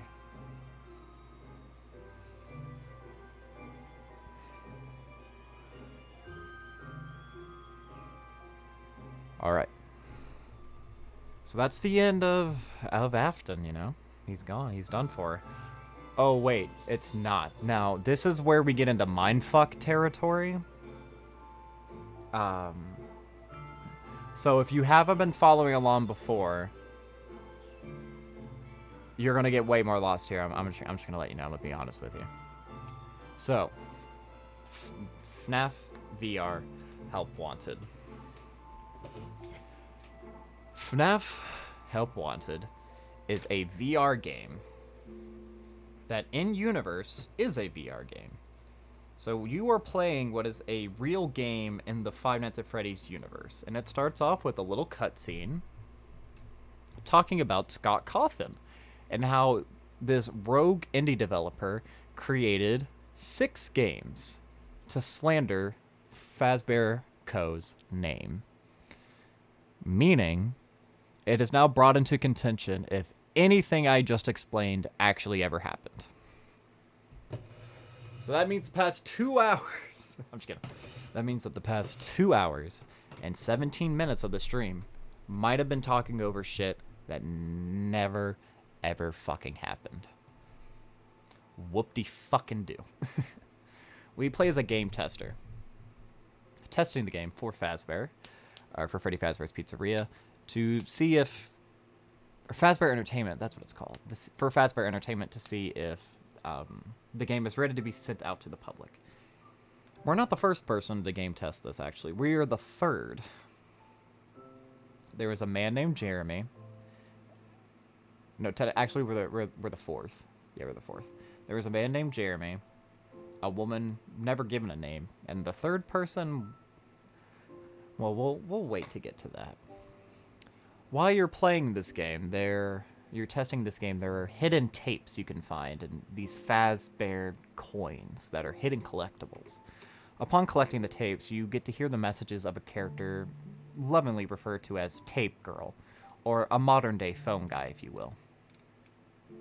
She goes on to explain that Fazbear Entertainment told her, and all the other developers of the game, that this rogue indie developer had just created these games out of fantasy. So to poke fun at these rumors, they had to turn these games into VR, poking fun at their own bad PR. She initially believed that everything that these indie games, these rogue indie games, were fake. However, as she started to create more and more and more, she started to wonder if these things truly did happen. She was afraid, in many respects, of what she was creating. To make part of the developing easier, they used some code from some old animatronic parts left behind Fazbear Co. by Fazbear Entertainment to make unique minigames, such as the maintenance minigames you can perform on Freddy. But once they did that, there was a presence that was now in the game, something that they didn't create. Something that will become the next big villain in the franchise. Introducing Glitchtrap. Originally, this character did not have a name, nor do they have a name to this day, if I believe correctly. We originally used to call them Malhair, as a pun on malware, and hair as a rabbit. But this odd rabbit-like figure would appear behind the playable character, and this ethereal green glow, very far away, but always watching. The more tapes you found and the more minigames you completed in FNAF Help Wanted, the closer this rabbit, this glitch would get. And its ghostly hello, it would tantalize you, trying to get into your mind. What this all meant was uncertain, but Tape Girl, she did not like it. She started hiding these tapes in places that only a game tester would look for. That way she figured that this Malhair wouldn't be able to find them. She figured out a way to destroy this code, but you had to collect all the tapes. Of course, the tapes get fragmented.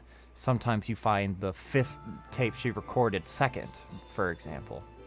She talks about how her friend Jeremy was the one who was playtesting while she was on the development team, except he started acting strange. One day, he was in a dark room with a paper shredder and there was black ink everywhere, and he was holding something sharp in his hand. She didn't want to turn on the light. She then goes on to explain that if I am ever listening to this, I must collect all the tapes. So you do just that, you collect all the tapes. Upon doing this, you get the first of many endings. There is a Happiest Day minigame where Glitchtrap lures you into a room and stuffs you inside of an animatronic. I'm going to see if I can find a good picture of it, which I can't. But basically, one of the many endings of this game is that you get stuffed into the suit. I mean, this kind of shows it, but not really. And Glitchtrap dances along to some melancholy music as you failed, and he is seemingly so proud of what he had done. Now, if you are able to collect all these tapes, something different will occur. Tape Girl warns you that collecting all the tapes may actually increase the power of this virus, seeing as it has now become aware of her, and she's not sure how much longer she'll make it. She urges you that no matter what you do, do not collect the tapes. But if you do, and he approaches you, pull a lever that she's hidden in the game code, which now appears on your main desk in the frontal, in the main lobby. He appears, you pull the switch, and suddenly you get transported into this room. There's a big door in front of you with this rabbit just staring in front of you. He laughs, he tells you to shush, and he slams the door shut, possessing your mind and taking over your body.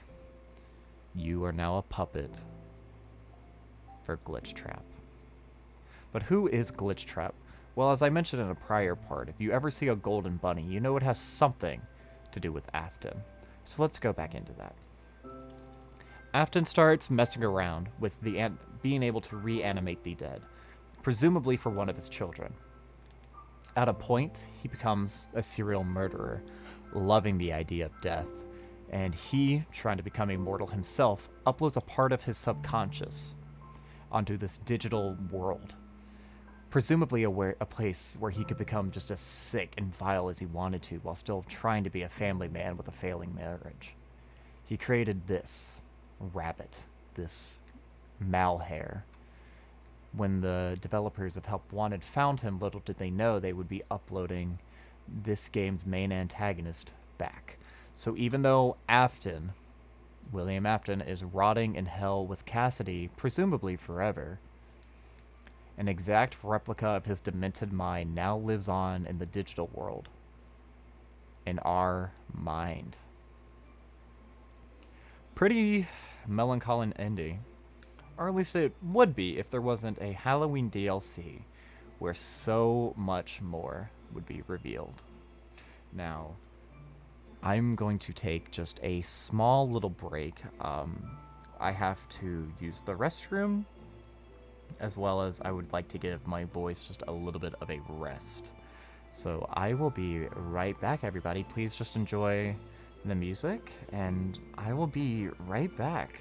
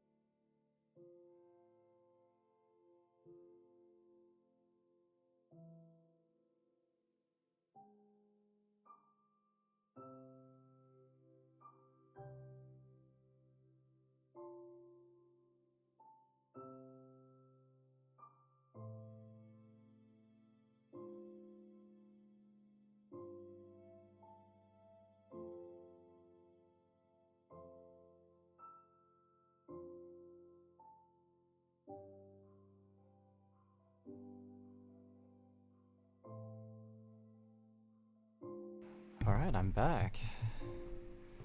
Sorry about that, everyone. Let's see. There we go. We're back. What all did I miss? I feel like I've missed quite a lot.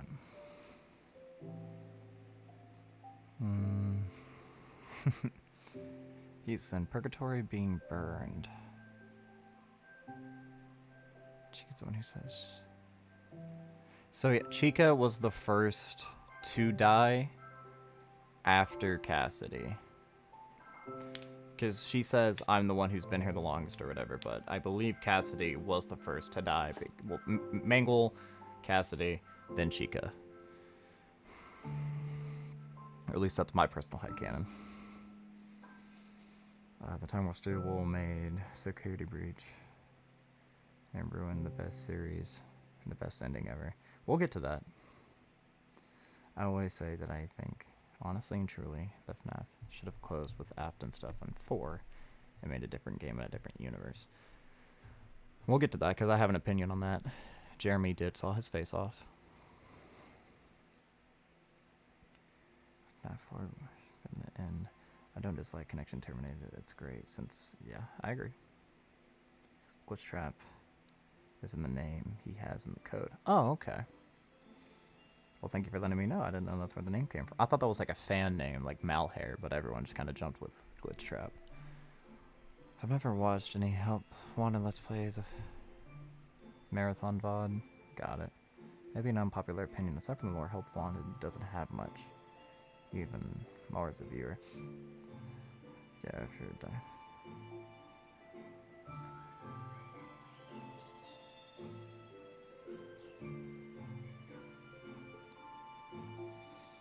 I like 75 asleep and I can hear sweet talking, but it's like gibberish and I can't remember any of it.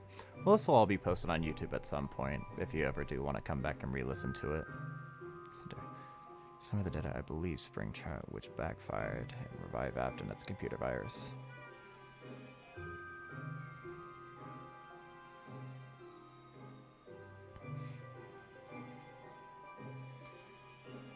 It's okay, I saw calming. A lot about FNAF 6.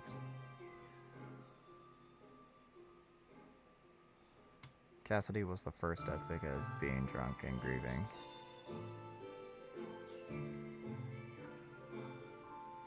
So I don't know all the names of the... I know they're on the tombstones, but I don't know which name corresponds to which animatronic, if I'm going to be honest with you. So where did I leave off? Oh, yeah. So, Tape Girl was right, and Glitch Trap was able to attach himself to these, and you were able to be possessed. Now, there's some speculation on what's in the air between which ending is the canonical one. I believe the ending where you get trapped in the game during the I believe this is the canon ending of Help Wanted, whereas this just is supposed to show you what happened. I don't think our character gets possessed, because if that were the case, there would be two certain somebodies running around. We'll get to that. Now, this game had a DLC known as The Curse of Dreadbear, a game which has a lot of allegories, a lot of symbolism, most of which isn't important. However, this introduces... Oh my goodness, my cat. She wants to be let into the room so badly, but she hates it when I stream. She hates being in the room when I talk. Can you guys hear her? She's screaming right outside of my door. Well, yeah, Fritz is one because Jeremy Fritz is where the Five Nights at Freddy's 2 name comes from. It's the alias that... Okay, I'm going to try letting her in and see if she'll be polite.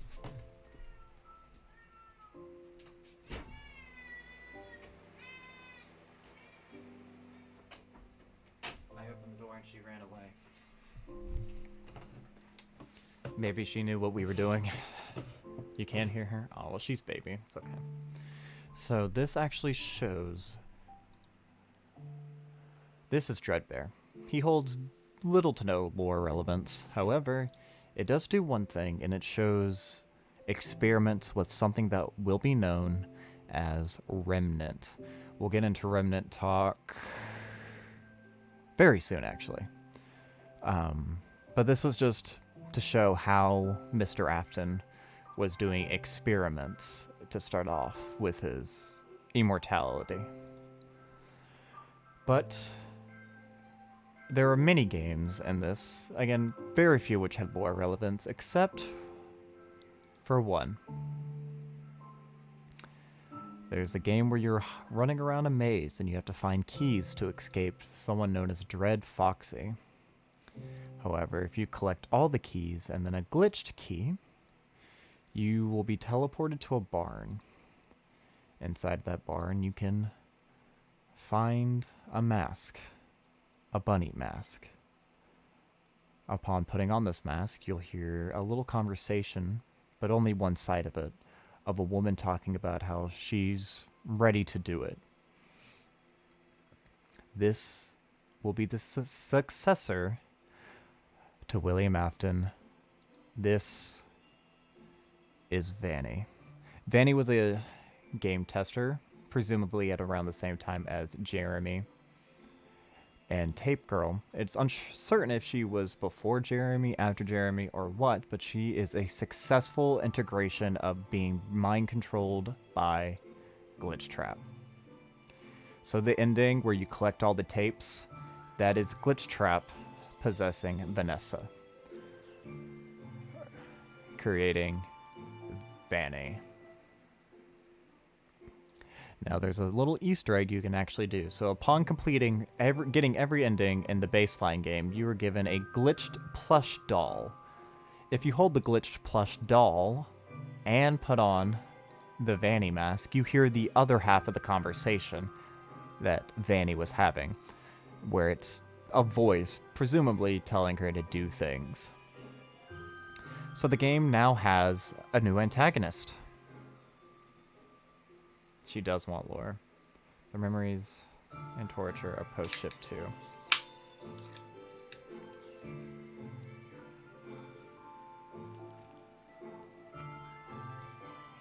So before I move any further, we need to talk about Remnant.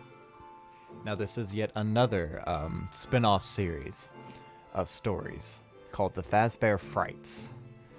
And in the Fazbear Fright universe, there's this thing best known as Remnant. Remnant is powerful emotions plus metal equals life. It is the equation to reanimate somebody. And it is explored through here that agony or somebody suffering... Okay, she is yelling at my door again. I'm not going to do this whole get up, get down, get up, get down thing.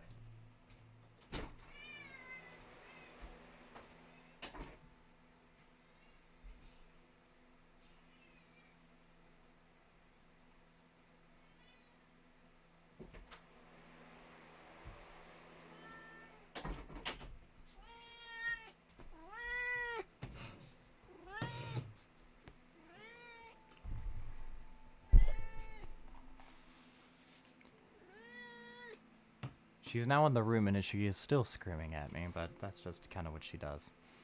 So I apologize if she's kind of killing the quiet vibes I was going for. We're not going to talk about any stories in particular. This universe has like its own incarnation of William Afton, known as the Stitch Wraith.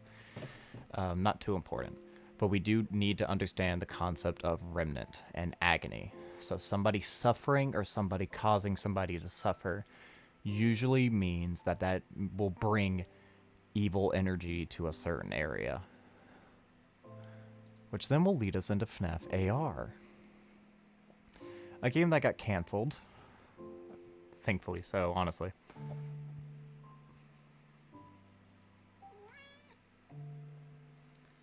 What is it, baby? Can you be quiet, baby? I'm petting you. You're in my lap. Shh. I need you to be quiet, okay? Okay. Good job. Oh, you want out? There you go. Don't you run to that door. I'm not going to let you out. You were screaming to get in. And Floyd redeemed a hydrate. Here's to you, Floyd. Thank you.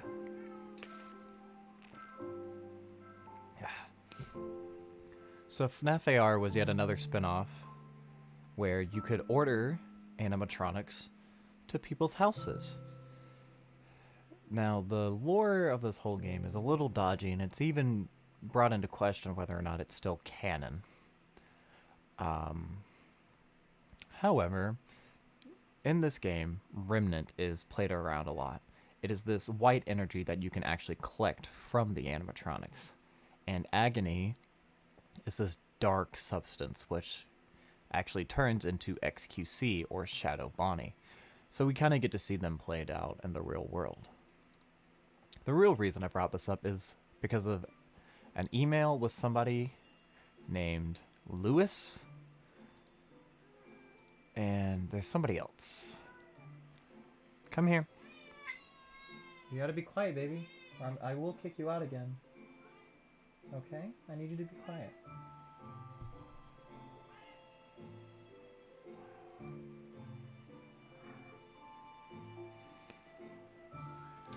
But throughout these emails, there are messages that are explained that build up to the next game in the series. The biggest and most prominent game, Security Breach. It's between several characters talking about weird incidents happening at the company, or weird people coming into the company.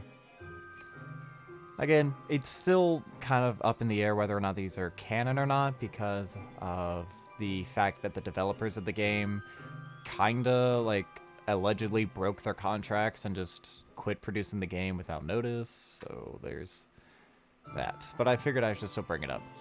Now, Security Breach was delayed heavily for a long, long time, so Scott created this little fan game known as Fury's Rage to fill the suspense in. It doesn't have a lot to say in place of lore, however, there are two things that are notable. One, this is the first time we got to see a full body Vanessa. I'm trying to find a not lewd one to click on. This is probably the best I'm gonna get. But this is where we got to see a full body Vanessa, as well as her new changed mask design. As well as there was this enemy who was presumed to be the incarnation of the box from Five Nights at Freddy's 4, seeing they had the timer from Five Nights at Freddy's 4 and all the keys. Not a lot of answers have been led up to that. But now, again, like I said, that introduces Vanny as a whole. Now, Princess Quest is a symbolic representation of Vanny becoming possessed. It shows a girl walking through the darkness and this black sludgy monster trapping her behind a door, possessing her mind. This doesn't add a whole lot of lore relevance yet. We'll get to it. But this just proves that Vanny has been taken over by Glitch Trap. Now that leads us into the most recent game in the franchise. One of the most controversial, one of the most love it or hate it. This is a really good art. I quite like that. They made Roxy really hot. Whoever made this, good job. But this is the first open world game in the franchise. It kind of underutilizes its main antagonist, being Vanny, but the plot of it is you're this little boy named Gregory. Glamrock Freddy had a malfunction of sorts. And now, you and him have to find a way to help you escape the Pizzaplex while Vanessa, the security guard, is trying to capture Gregory. Vanny is trying to kill Gregory, and all the other Glamrocks have it out for him as well. As well as, you know, just the greatest character in the series, fucking Sun and Moon. I love these bastards. So you may be asking, what is the lore of this game? Well, obviously, Vanny, right? Well, no. Vanny doesn't make very many entrances throughout the game. You see her maybe twice before the climax, and there's even certain climaxes where she is not here. So, in that respect, I think it's kind of a bit of a failure. Now, there are 6 different endings. The canonical ending, or at least as far as we understand the canonicity, Gregory finds these Princess Quest arcade games hidden throughout the Pizzaplex. By completing all of them, he's able to break Vanessa, the security guard, free of her mind control. And Gregory, along with Vanessa and the head of Glamrock Freddy, are allowed to escape and get back into the free world.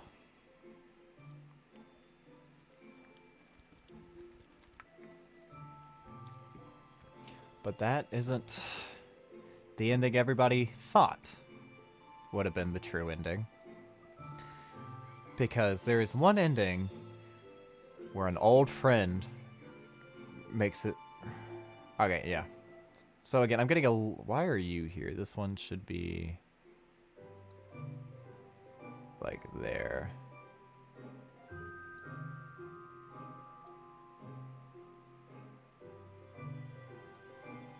There we go. My tabs are out of order. But there is one ending where if you do everything you can possibly do in the game, you unlock a secret area. And there's another tab I'm missing. Oh, there it is. Okay. So there's this creature called the Blob. And again, you can only access this by completing everything Security Breach has to offer. As well as our old friend, William Afton, is still alive and kicking. And he is trying to possess Glamrock Freddy to kill you. So, as Gregory, you have to constantly catch him on fire until you set the entire Pizzaplex ablaze. As he tries to escape the fire, the Blob comes and captures him, holding him into the flame to make sure he stays dead this time. Now, the Blob is an amalgamation of every dead character in the franchise this far. It has Anard, Baby, the puppet, and the dog, as well as it's implied to be just everyone, because there are several different endoskeleton arms. So, it is implied that, like, this is the Smash Ultimate of FNAF Dead Kids. But we have Burn Trap. Yet another controversial pick. People weren't happy that William Afton just returned again, especially seeing as we introduced literally his successor. And she did nothing. Vanny served no purpose. She was an interesting addition, but she just got outshadowed by him. And in Afton's ending... Hold on. Kitty. Why are you being so loud? Here, will you sit on the bed? Just sit on the bed and lay down, okay? Please? Can you please do it for me, baby? Please? get cozy, okay? She's making biscuits. That's okay. That's my girl. I know. And in Afton's ending, Vanny is still evil, so then the question became, out of the 6 endings, which one was the canon one? Most people believed it to be Afton, because it seemed like we destroyed him once and for all. Vanny, a villain who we had built up, is still out on the loose. And it has this awesome cinematic cutscene showing you and Glamrock Freddy escaping, and him being trapped in hell forever thanks to the blob. As you can see here, yeah. Here are like some stills of it. But we wouldn't get that answer until we got it in the form of DLC known as Security Breach Ruin. This takes place sometime after the original, when you're in a decrepit pizzaplex where all the animatronics who were destroyed thanks to Gregory roam freely. Do you want to go back out? Yeah. I can't have you being noisy, baby. This is supposed to be like an ASMR sort of thing. Okay, we're gonna let you out, okay? Yeah.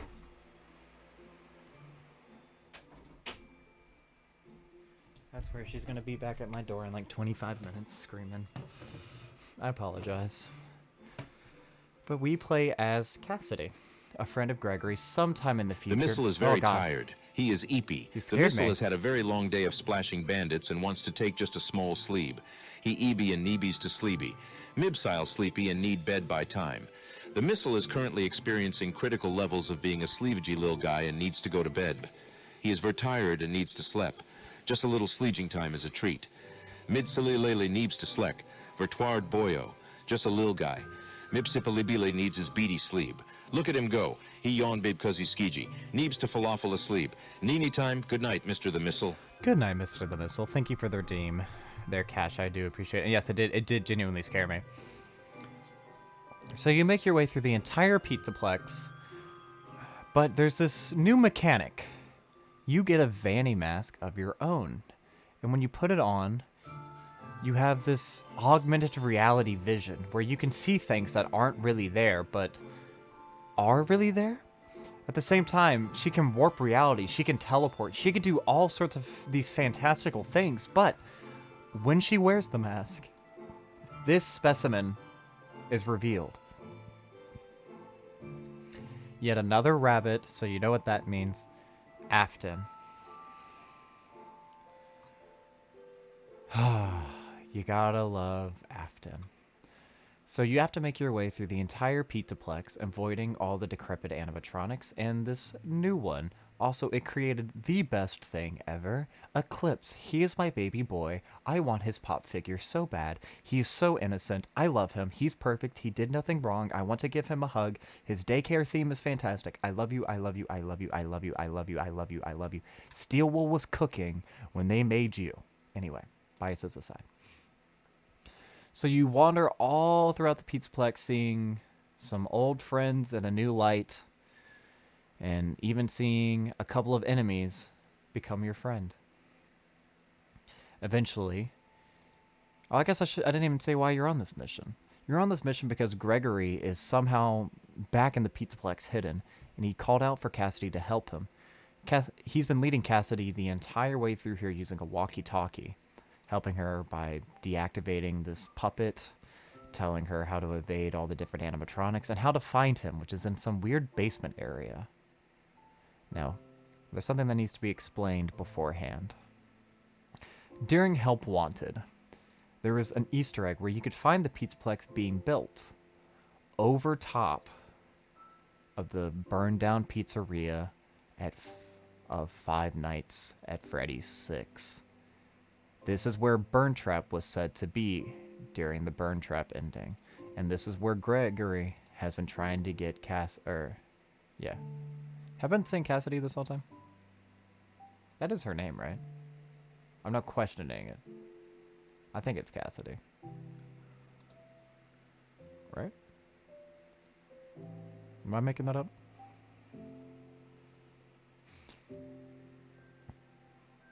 Nevertheless, it's not important. But once you get all the way down here, Cassidy comes face to face with yet another new villain. The Mimic! I love this meme. This was my favorite meme when it came out. Oh, it's Cassie? My fault. I love all of these. So it was explained that this creature, known as the Mimic, was pretending to be Gregory to lead Cassie all the way down so he can escape. You flee back to the elevator, and once in the elevator, Gregory, the real Gregory, starts to pull you up to the surface to save you. However, he says something ominous along the lines of nobody can know you were here. He then cuts the cable to the elevator, presumably killing Cassie. A very somber note to end the DLC. And we won't know where the story continues until Help 1 and 2 comes out, which is said to be released next Halloween season, I believe. Now, who the fuck is the Mimic? Now, I will be honest with you. I have read all the other Five Nights at Freddy's books. I have not read any of the Tales from the Pizzaplex, so when I was watching Ruin, I was quite confused. But this series, again, all of these take place in parallel universes, but they draw parallels. There's a man who is creating this robot for his son because of how often he worked. He couldn't always be there for his son, and he made it so it could perfectly replicate human speech and emotions, so his son would have a role model. Eventually, it goes rogue, and he buries it deep underneath his pizzeria because he made animatronics for a living. Enter the Mimic. So the Mimic in this game is far, far older than everything else in this game, and was presumably bought out by William Afton. And remember how I said earlier William Afton uploaded his brain to a robot chip? Well, this was why. He put a piece of himself in this computer to make sure nobody could find the Mimic. So this is what Glitchtrap's original purpose was. Glitchtrap was meant to do several things. A, be immortal. B, continue on his legacy. But C, keep the Mimic at bay, because even William Afton feared the Mimic. So the Mimic can perfectly replicate human speech, inflections, without even presumably having to hear them first, because he replicates Gregory's voice, and it is... If it is supposed to be that he's met Gregory, it's not implied very well. Gregory knows of him, but not vice versa. So, where does this leave us? We have Cassie dead. Gregory is now a murderer. He could also be a robot, but I don't want to get into that can of worms. And where is Afton? Because you'll notice, I said that the canon ending is the one where Vanny turns good. But if that's the case, shouldn't Burntrap be down here? So now we're going to get into headcanon territory. So everything I am going to say from here on out is going to be purely speculative. You're allowed to argue with me if you want. William Afton, a grieving father and a failed husband.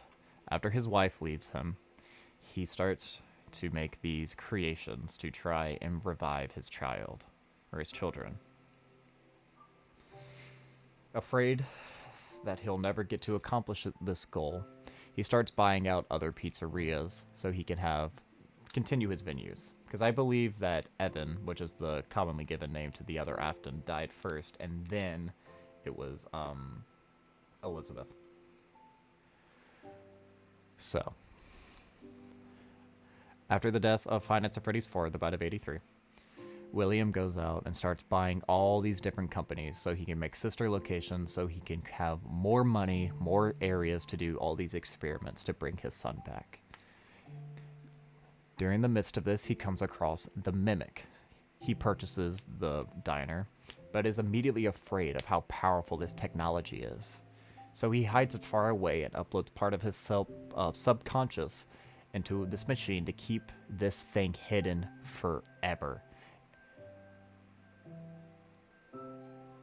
He then takes inspiration, though, making the illusion discs to make the nightmare animatronics look like nightmares, and copied the voice copying for the Funtime animatronics.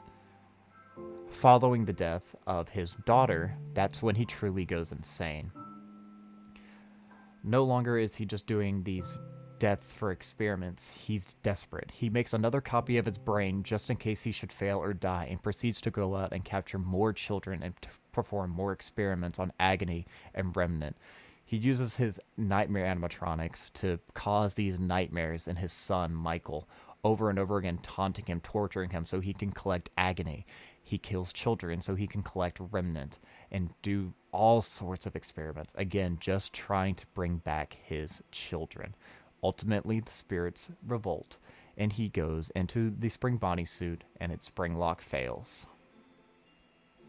However, he is filled with so much agony, he is allowed to live on as Springtrap. He survives the first fire at the ending of Five Nights at Freddy's 3.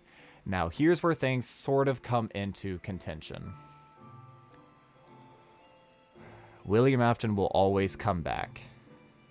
At what point does the Mimic take his place?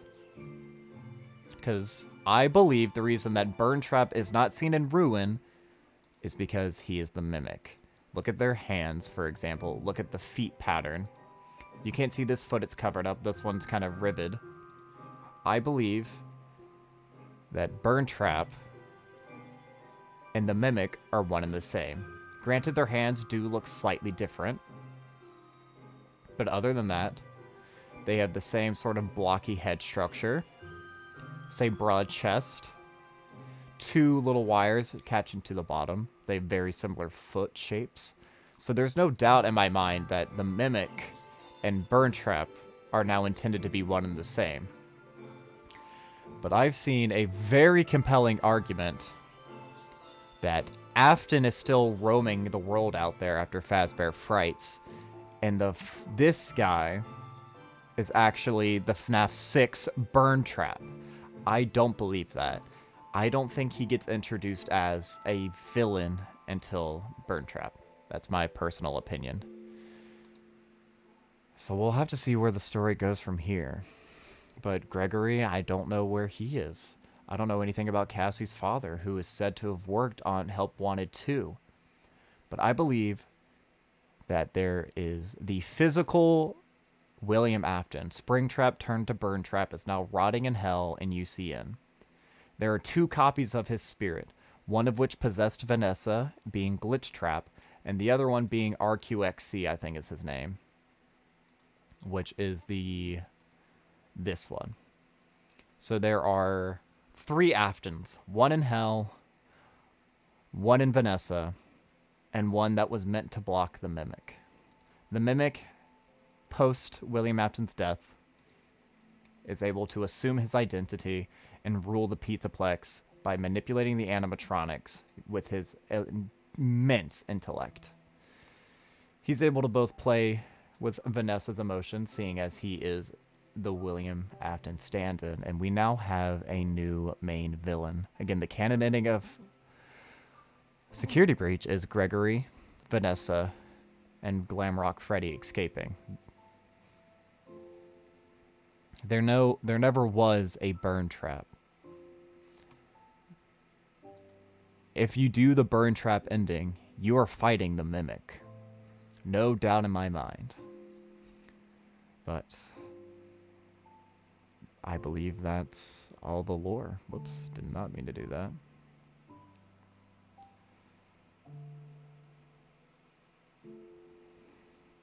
And with that, we're caught up to current day.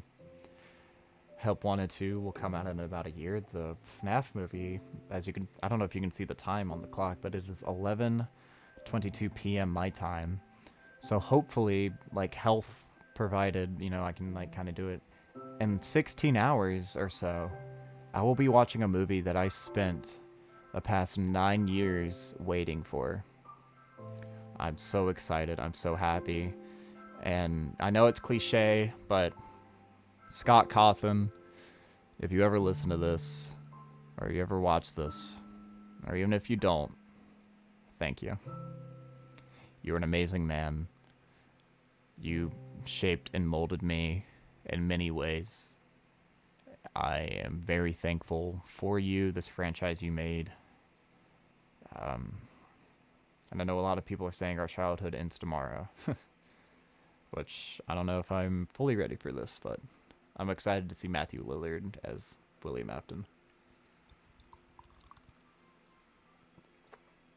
But yeah, there we have it. Pretty cut and dry, in my opinion. There's a lot to it, and there's a lot of conclusions that can be made, but I think I have it right. The physical William Afton is burning in hell. There are 2 digital Aftons. This one, or the Mimic, is able to mimic Afton because it takes place in the FNAF 6 pizzeria because it was buried. I think I said that.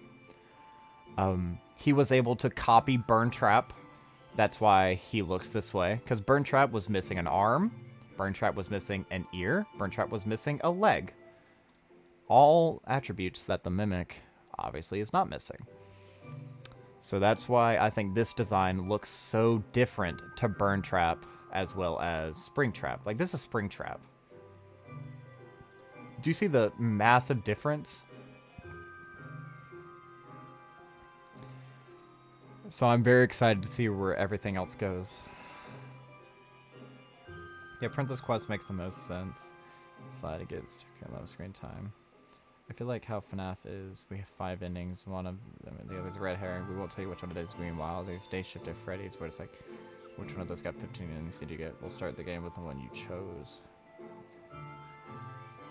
I have a different opinion about Glitch Trap being Afton. I believe Vanessa and Gregory made it to traps to keep the Mimic, and the reason I don't think Glitch Trap is Afton is because he's not good at all. He wouldn't care about the others. I mean, the features do help out your theory it could work. A lot of people say that in the next game will be about Pizza World. 3 hours, I will do your hydrate in just 1 moment. Got you all. Thanks, great speech, so inspiring. TDR. Afton kills a kid. Chaos is created. You've made so many people's childhood. Do you agree with Afton's wife making the Pizzaplex? I've never always agreed or liked Scott Cawthon, but I respect his creativity and his dedication. Amen to that. So, do I believe MatPat's timeline theory is, I believe, what you're referring to, because in part 3, he said that Mrs. Afton would play a huge part. I don't know how much I buy into that. Because Afton goes missing 30 years before Five Nights 3. And again, you have to take everything that happens in Five Nights 1 to 6 with a grain of salt, because they were made by a rogue indie developer, Scott.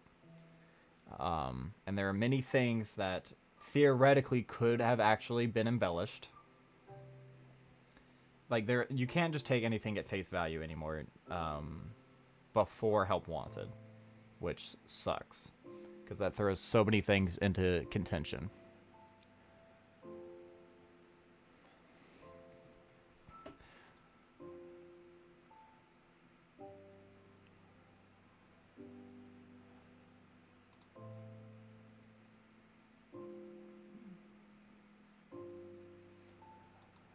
So, if Afton goes missing in 1992, let's say, and then 30 years later it's 2022 or whatever, and Henry would still be, because Afton and Henry are the 2 shareholders. They are the 2 who started Fazbear Entertainment. Now, they could have sold that company off a long time ago. Just because William and Henry are out of the picture doesn't instantly mean that it would go down to their next of kin. They could have sold the rights, or why would it be Mrs. Afton and not Mrs. Emily, like Henry's wife? There are so many holes in that theory that I'm not too sure on how I feel about it. I don't think there's any character in particular who started the Pizzaplex, and I don't even necessarily think it matters who started the Pizzaplex. Look, they both have Talon hands, but they have it on the opposite hand. His talons are on the left, while yours are on the right, but I guess I could look past that. I've always thought that you were Burn Trap from the minute I watched Dawko play this. That was my prevailing theory. It's the only logical person that had any connection to William. Everyone else is dead. The FNAF lore in his time is just a wreck today. Not gonna lie, it's unfortunate. Yeah. The reason it's unfortunate is because FNAF 3 was supposed to be the ending. Then FNAF 4. Then FNAF 6. We've now had so many games thereafter. We've had so many spin-offs that, like... I will say that, like... I think FNAF 4 did end that part of the series. Because, again, like, that's when the original children are let to peace until Cassidy holds them there in HR for UCN. Then the next group that were brought into Sister Location, they get to pass on in 6, and then William gets Eternal Damnation in UCN. I do understand, like, the whole not liking the return of the Aftons, but that's why I like the theory that the physical Afton is dead. This is not Afton. This never has been Afton. This never will be Afton. That's why I like the idea of the Mimic. I wish Vanny would have done more. And I honestly, you know what I mean? Like, they hyped up Vanny for Help Wanted just for her to show up for, like, 20 minutes collectively during all of Security Breach, including her Vanny and Vanessa appearances. But I like the idea of the Mimic. And another thing I like about the Mimic is the Mimic can fix the lore by himself. And what do I mean by that? You could say that the Mimic was Scott Cawthon, the rogue indie developer, was this guy. You could say that William Afton never was a murderer. It was actually this guy all along, and that's how he was able to survive shit. The idea that this character could represent anything, it can pretend to be anyone, physically sound that way. Any plot hole that they have created, which they've created many plot holes, this guy could fix.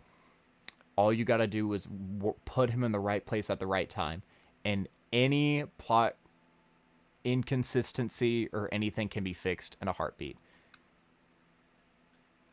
Genuine, there's... Yeah.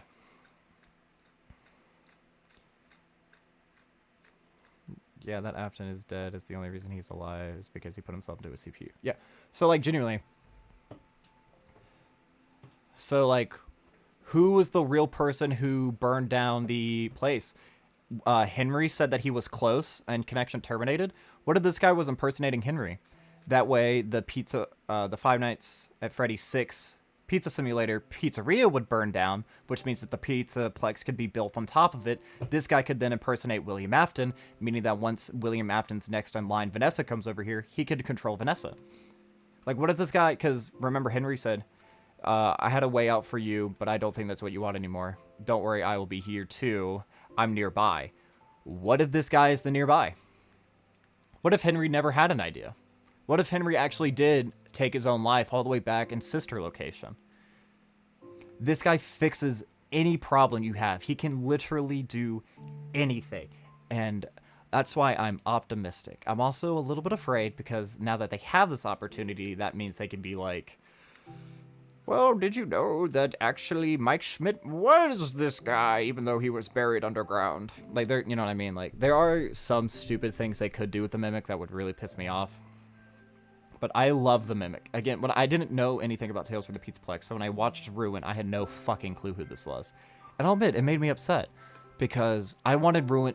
Security Breach left so many questions, and Ruin was supposed to be the answer. And instead, it set up sequels. And that's... I don't like that. Again, this series... Like, I wish Ruin was its own solid thing rather than just a part 2 to get hype for, you know what I mean? It has...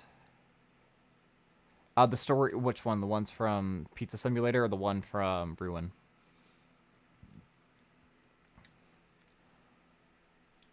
Because the one in Ruin... So the story Candy Cadet tells in Ruin is about a mother... and there's... who has a child, and there's a monster in the basement. And the mother, sings to the child every day because the child doesn't want to sleep because there's a monster in the basement. And then the monster keeps listening to the mother sing over and over and over again every single day until it learns how to mimic her voice. He then proceeds to sing a song. The child goes down into the basement and the child gets eaten by the monster. And that's just... The reason they did that was for people who didn't read Tales from the Pizzaplex understand what he was doing. So that's why we could say that if you hadn't read the books, you could be like, oh, so there's another guy at play here. I don't see how he could be involved necessarily with Help Wanted 2. You know what I mean? I don't know. But I still think that there's a chance Afton could come back, because Glitch Trap is still out there. I think there are 2 Glitch Traps. I stand by that. There's the one who possessed Vanessa, which is still in the Help Wanted VR game. And then there's the one who was trying to keep this guy dormant because when he was buying out all these smaller pizzerias, he understood how scary it was, and he took inspiration from this to create his sister location characters. That is my personal headcanon. The Mimic's not even a person, he's just a robot. Yeah, he's not possessed, he's just a robot.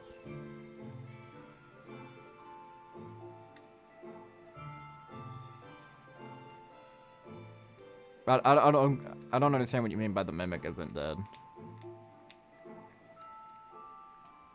But yeah, so one more time, we're going to run down my entire theory. So, William Afton, following the death of his son, he starts trying to find a way to bring him back, researching Remnant and Agony. Along the way, he and Henry Emily start expanding the Fazbear Entertainment name, buying out smaller pizzerias. That's where we got, like, the mediocre melodies that was explained in the Pizzaplex stories. And eventually, I believe Afton is the one who came across the pizzeria that had the Mimic. Upon buying the Mimic, he realized just how powerful it was, and he buried that location under the ground. Then he took the inspiration for him to create the illusion disc, because the Mimic can copy appearances. Made the illusion disc for the Nightmare animatronic so he could collect Agony, and copied the voice mimicking for the Funtime animatronic so he could capture specimens to test on. That is one of the reasons I think he has these abilities, was to inspire Afton. Afton was still afraid of this, though, so he created a digital version of himself to keep him at bay. The Mimic! This is my favorite meme ever. That's not true, but it's so funny. Is there like a GIF version of it? Oh, hell yeah. Okay, we're going to be playing this for the next little while. But taking inspiration from the Mimic, he makes the nightmares to gather Agony from specimens, and then he has the voice mimicking capabilities so that the sister location Funtime animatronics can collect specimens. Inevitably, he goes to destroy the animatronics to try to help the kids that he killed be set free. They capture him. They put him into Springtrap. He dies. The back room gets boarded up. 30 years later, he's found. He's put into Fazbear Frights.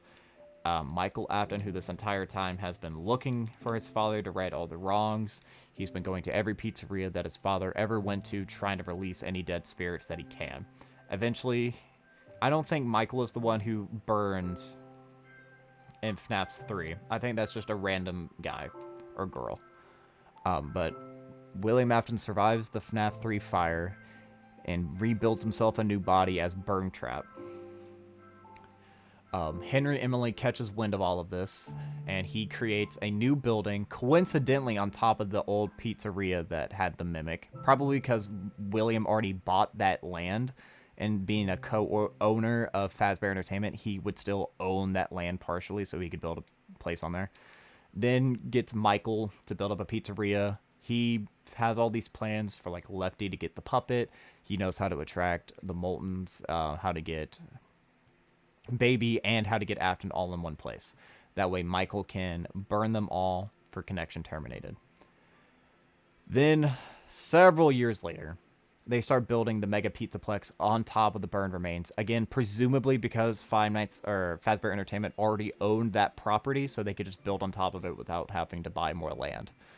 The development of that goes down while Help Wanted is happening. in which they use old code, presumably the same old code that has XQC. I think XQC was first, and this code was used to make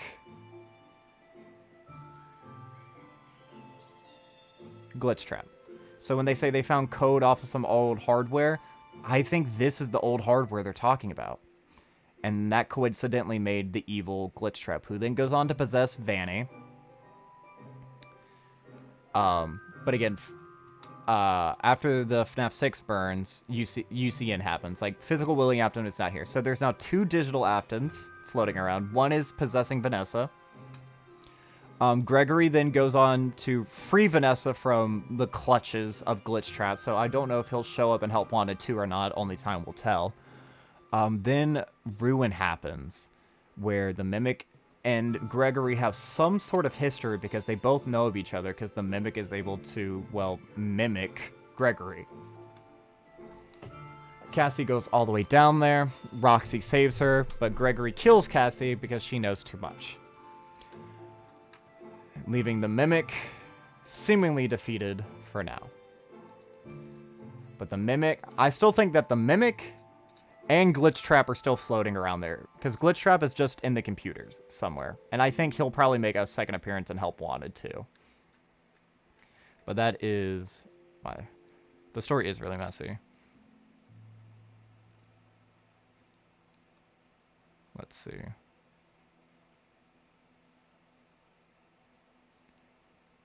It gets insanely messy after Fnaf. The nightmares just sound mindfucking, so you can see nightmares. I don't think the person who built the Pizzaplex knew the Mimic was there. I think they just knew Afton would be there. I don't think it has anything to do with Afton. I think all throughout Five Nights at Freddy's, every single game, they talk about how Fazbear Entertainment goes out of their way to be cheap. So if in like the mid-70s, right? I know this isn't right, but in the mid-70s, let's say William was going out and buying all these smaller pizza chains. If he bought that property in the 70s, right? And then he just destroyed this location, buried it underground. Then William, who is a co-owner of the company, he would technically also own that land because he's a part of Fazbear Entertainment. Instead of buying more land, he's going to do the cheap Fazbear thing and just use territory they already own. So I think that's why FNAF 6 was built on top of that. I don't know if Henry would have known about the Mimic, because it makes so much sense that Afton knew about the Mimic, because you could see the inspirations for the illusion discs due to the nightmares, and you can get the voice mimicking that the Fun Times have. It just makes sense that he saw the Mimic at some point in the past and was able to copy the technology, not to the same extent, but similarly, in my opinion. And then after FNAF 6 burns down, Fazbear Entertainment, now probably in new management, sees like, wow, we have more buried land we can use. Let's build a fucking Pizzaplex. It can still be moved. That's why I think Gregory trapped the Mimic with Vanessa and made XQC. Well, good night. Thank you for joining us. I don't know if they made XQC, because I really think XQC pre-existed and is what Glitch Trap was made from. I don't know. There's a lot to it. There's very many interpretations. I don't think anybody has the interpretation that I have. I haven't seen this opinion anywhere on the internet. So you heard it here first. October 26th. No one copy my theory. And if that turns out to be true, if in 3 years everything I said on this stream turns out to be true, so it sometime in between Ruin. So there's 2 theories. If you believe in Gregbot, where Gregory is a robot, that means that he would have been made around the same time as the Mimic. So there is the theory that they both encountered each other in the past. But again, that's only if you believe Gregory's a robot. I'm not going to say I agree or disagree with that. Or the second ending is after freeing Vanessa and Gregory go back to the Pizzaplex because they know of the evil presence that's in the basement due to Vanessa. Because Vanessa was worshipping a bunny that lived down there. Because she spray painted Vanny down there. So like Vanny had been down to there. And she saw a bunny character, which could have either been XQC or the Mimic portrayed as Burn Trap. So there's 2 possibilities in my brain. Either they went back down there and they encountered the Mimic who was pretending to be William, or they found William's protective services against it, who again is like a digital robot, and I think, you know, that makes sense as well. I love this. You're asking good questions. You're making me think, and I thoroughly enjoy that.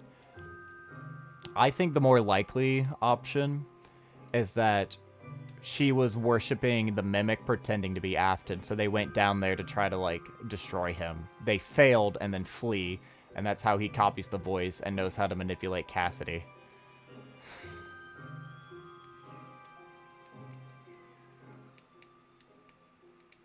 I'm playing with a fidget cube. Can you hear it?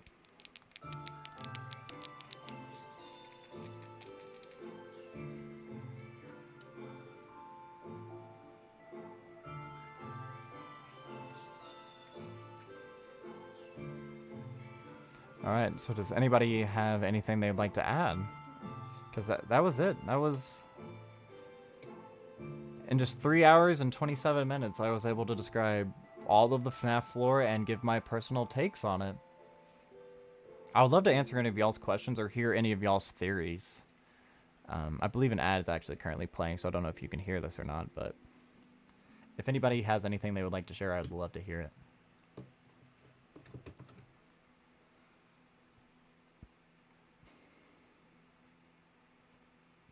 I got the hiccups. Personal opinion on the FNAF lore. They should be more transparent with what is going on and what needs to be clear. That help the new people get into it and the older fans too. So I both agree and disagree. And that's why I think, okay, because FNAF starting with Security Breach. FNAF had been doing this for a long time, but starting with Security Breach, it started to become horror for kids.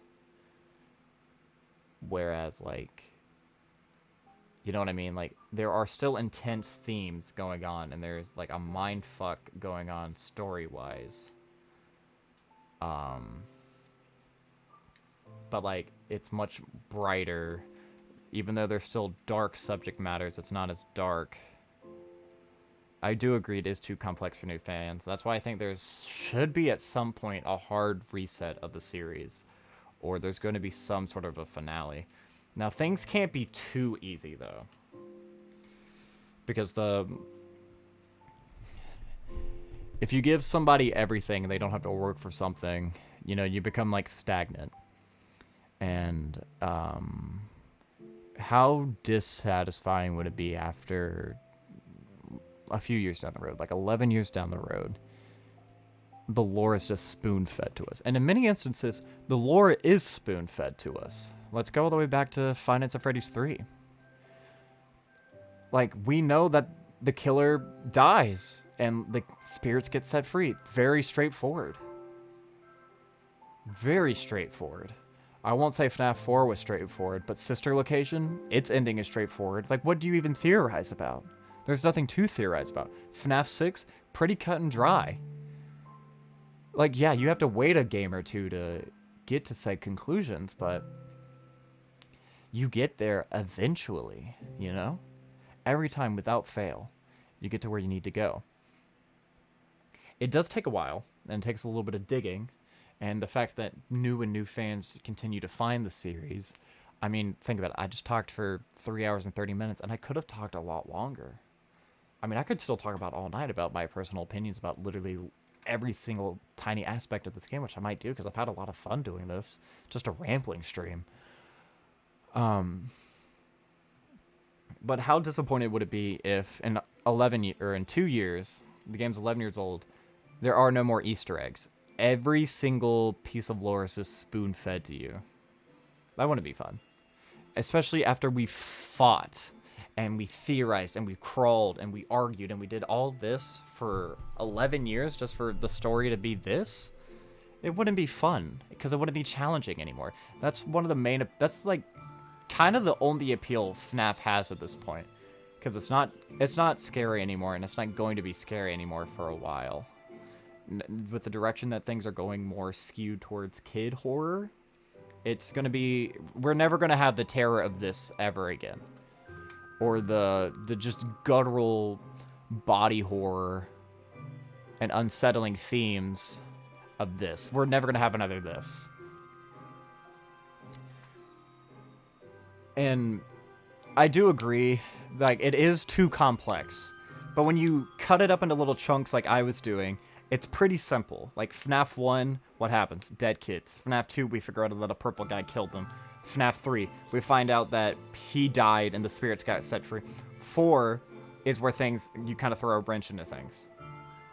And then Sister Location comes along and you kind of throw a wrench into things. But then FNAF 6 comes and it makes everything that came before it make sense. Then UCN is just a little bow on the end of it, you know what I mean? Just to, like, show that William's in hell. All of it very simplistic. Very simplistic. Then, you know, it's Help Wanted, which is kind of the game's first soft reboot. And I feel like that's kind of where they fucked up. Like, everything was confusing but digestible. You get here, and they go, all right, you have to question everything you thought from the first 7 games. They didn't reboot the series, because if they did reboot the series, Vanny would have been a permanent villain. But they didn't do that. Instead, we have to question all of this. It could all be true. It could all be biased. We will never know. I think we can imply that most of it isn't exaggerated, but who cares? Steelwool could come out in 2 years saying that, guess what? Help Wanted was a simulation within a simulation. Help Wanted 2 is actually another world break.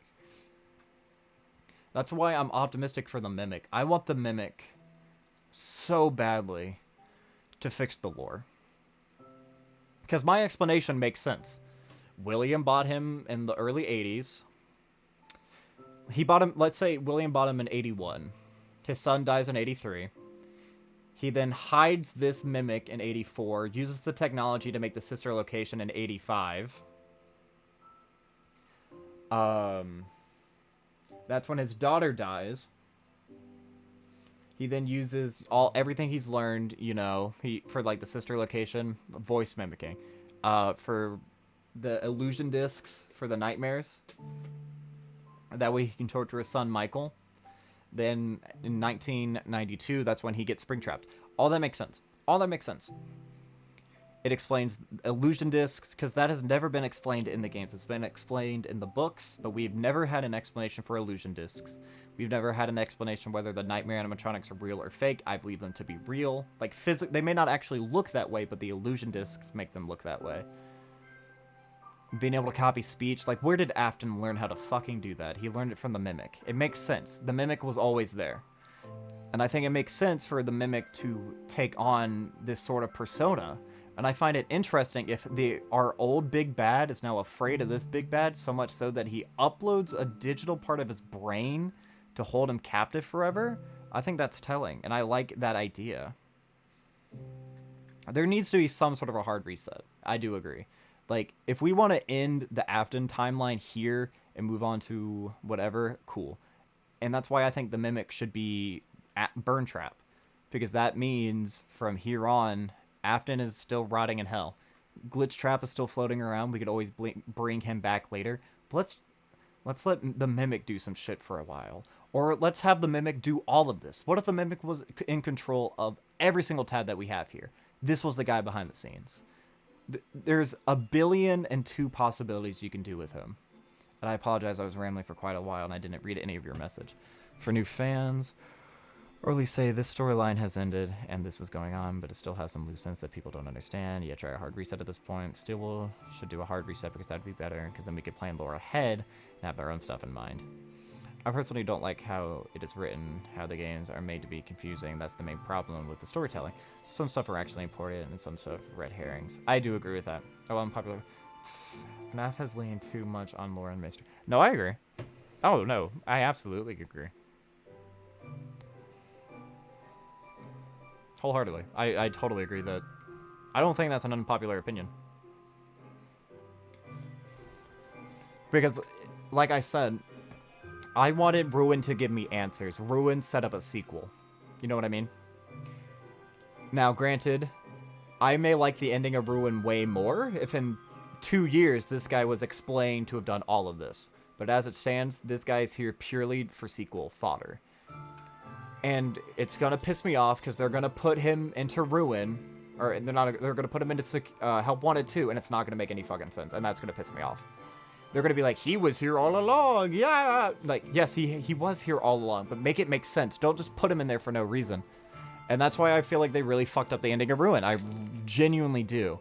And I know there's the secret ending where he gets scooped, but I hope that ending is not canon. I hope Cassie dies. I know that sounds fucked up, but I hope Cassie dies, because if they have yet another new villain that they kill with him getting scooped, fuck off. Like, genuinely fuck off with that. I refuse to accept that they made this massive villain who can fix all their plot lines just to have him get killed by Cassie. That's a hidden ending. I don't give a shit. It's not canon, and I hope they make it not canon.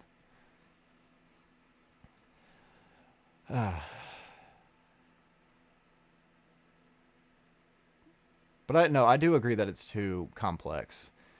But the reason it's so complex, again, is because it was supposed to end. Like, this was the ending. Like, this wrapped up everything. And then FNAF 4 was supposed to be, like, a vague ending. You know what I mean? Like, this story, the main story was wrapped up. This game was supposed to be scary, and it did have a lot of lore, but really, like, we could speculate it. We didn't need an answer. We could talk and theorize. And then Fnaf World, like, this proves Scott wanted to end it. You know? Because the only lore that this game had told you to go all the way back to Five Nights at Freddy's 3 and how to get the Happiest Day minigame. That's what you were supposed to do. And then, you know, the Twisted Ones were just a dramatic reimagining. And then Pressure. Sister Location. Now, I love Sister Location, but did it need to happen? Could the series have just lived on like this? Or could a new story have started from here? I don't know. I mean, all these what-ifs could make a way worse story. Because I love Sister Location and everything that it had to provide. I love all of this shit, man. I do. It's all great. And again, I'm optimistic as to what will happen. This game has had a grip on my heart for years. Like, even the trial should be more diverse to me. Making new ones. Yeah, like, I liked Roxanne. She's my favorite addition. Even though she took the place over Foxy, who has historically been my favorite. But the Mimic. I love the Mimic. And now that Steelwool is the sole people in charge, like, Steelwool is in charge of Five Nights at Freddy's. After the FNAF movie, which, again, hearing this movie in the background, or hearing this music in the background, and saying the fact that as of tomorrow, Scott Cawthon will never have anything to do with this franchise again, and this guy who molded such a crucial part of my childhood won't fade into obscurity, but, like, he just won't be there anymore. Like, Security Breach, he did a lot of stuff behind the scenes. He did a lot of stuff behind the scenes with most of, like, the novels and stuff.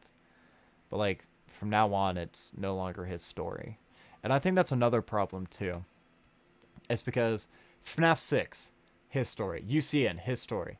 Help Wanted, it was mixed. I mean, you rewatch interviews, there were multiple times where Scott admitted that, like, Steelwool had these big ideas, all these things that they wanted to do, so he gave them the green flag. So I imagine, like, the skeletal work up until Security Breach, like the endoskeleton, if you will, was Scott, but the animatronic suit on the outside, this is Steelwool. Scott, Steelwool. So what you see is what Steelwool wanted, and what's kind of hidden underneath, but kind of the truth, is Scott. And I think that's really shitty. But maybe with Steelwool being the one solely in charge, maybe they can make a great story. I don't know. Alright. I think I'm going to call it here, guys. This was a lot of fun. I'll definitely do another stream like this at some point in the future. I'm getting a little bit emotional now thinking about it. Like, I've seen all those TikToks that's like going to see the FNAF movie, who's really watching it? And it's a picture of a child. Or is that person as a child? And I wasn't really thinking of it like that until now. And now I really am thinking of it like that. Like, dude, I watched this. I was in the 5th grade when that happened, man. Wow. I was 11 years old when this game was introduced to me, dude. And it's changed a lot, and I've changed a lot. And I don't know, I guess you could be sad and reminisce, because like, I don't want to be sad and reminisce, because, like, you know, I'm already pretty down in the dumps, and I've been streaming to kind of get the sad frustration feelings out. But, like, yeah, you know, like, the things, like, the easiness, and I think that's another reason, too, why FNAF is so nostalgic for a lot of people. It was their introduction at a young time when things were simpler. Like, you could come home from school, throw your backpack down, grab a snack, and you could sit down and watch, like, Jacksepticeye. Played this for a long time, and you could go watch... I don't know how to explain it, or, like, a better way to word it, but there is almost nothing I wouldn't give up to go rewatch... like, all the game theories, all the Smite videos, Markiplier playing the game for the first time again. Like, not know what was gonna happen. Like, just fucking go in blind again. And, like, I don't think no matter how cynical I get, I can never hate Five Nights at Freddy's. There have been some wacky changes going through here, man, but... And I know it's kind of silly to get, like, this attached to it, but, like, I put it up there with, like, Gravity Falls as, like, something that made me love the weird and wacky and kind of, like, accepted myself, because I was always known as, like, a weird kid. I didn't always fit in because of that. I don't know, I kind of found, like, an escape in this little stupid bear. Like, like, genuinely, I can remember on my old iPod, before I even had a pair of earbuds, because, you know, I would, no, I had an iPod, or I had an iPhone 5C at that point. I would watch, like, Venturian Tail Gmod videos, and Mark and Jack play them, or even PewDiePie played, the first couple, and I remember if I was, like, trying to, like, be awake past, like, my bedtime or whatever, I would put my hand over the speaker, because I didn't have headphones, but I lived with, like, siblings of my parents. I didn't want anybody to know I would still be up, so I'd, like, muffle it. I would, like, hide under my blankets and shit, and I watched it for hours, man. So yeah, I don't know, does my childhood die tomorrow? I don't know. I thought about this as well. Because, again, if I feel up to it, I'm going to go see it tomorrow, preferably with my girlfriend. I haven't asked her this yet, but I kind of want to run it by her. So there used to be this small little YouTuber who I watched. I don't think he posts anymore. His name was Mr. Red Plays, I think? Or Mr. John Red Plays. And he started this little mini-series called The Ride Home, where he would give non-spoiler reviews of movies he just watched on his car ride home. Because he lived 45 minutes away, from his movie theater, so he would go to the movies about, like, twice a month, and he would give a non-spoiler review. He would talk about how he liked certain scenes, he liked the music, he liked the acting, yada yada yada yada yada, and he would give them a rating. And I thought about doing that and posting that to my YouTube channel and have that video go up on Halloween. I don't know how that would really perform, but I think that could be fascinating and fun. I honestly may post this on Halloween, too. Just, like, rocket forward ahead of all the other VODs. I mean, I've already done that, like, skip my VOD schedule, because I did that with the affiliate stream. I posted those, like, the next day. I don't know. I'll do something. Thanks for the stream, by the way. You're welcome. This was a fun stream. I kind of like the chiller vibes. I think I got kind of excited there towards the end, so I apologize if my volume escalated. But no, this was fun. I kind of got to geek out a little bit. I would love to do this again at some point. I don't know what I would deep dive into next, but I could deep dive into something. I'm very passionate. You can get me talking about anything for hours. It was really fun. Thank you. I think it's just really the next chapter. Yeah, you know, everything happens. You can't ever go back. You can only move forward. Yeah, I'm glad I made that joke. Sally face? I could ramble about Sally face for a long fucking time, dude. I don't think I've ever talked about this on stream before, but I cosplayed as Sal from episode 4. How many years ago was it?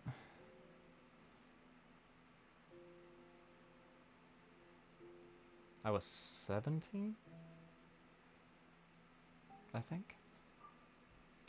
I was 17 or 18. I don't really remember. Yeah, I don't know.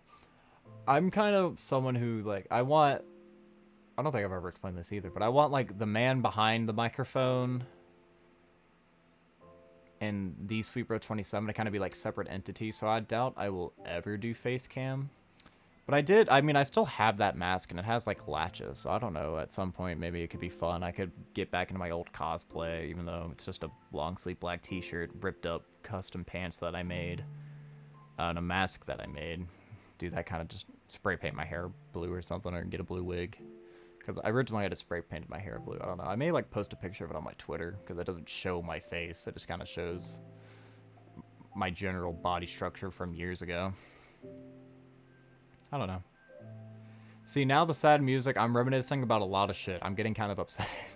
It's alright, we're gonna fucking wrap this shit up. I don't want to cry. But thank you, everybody who listened.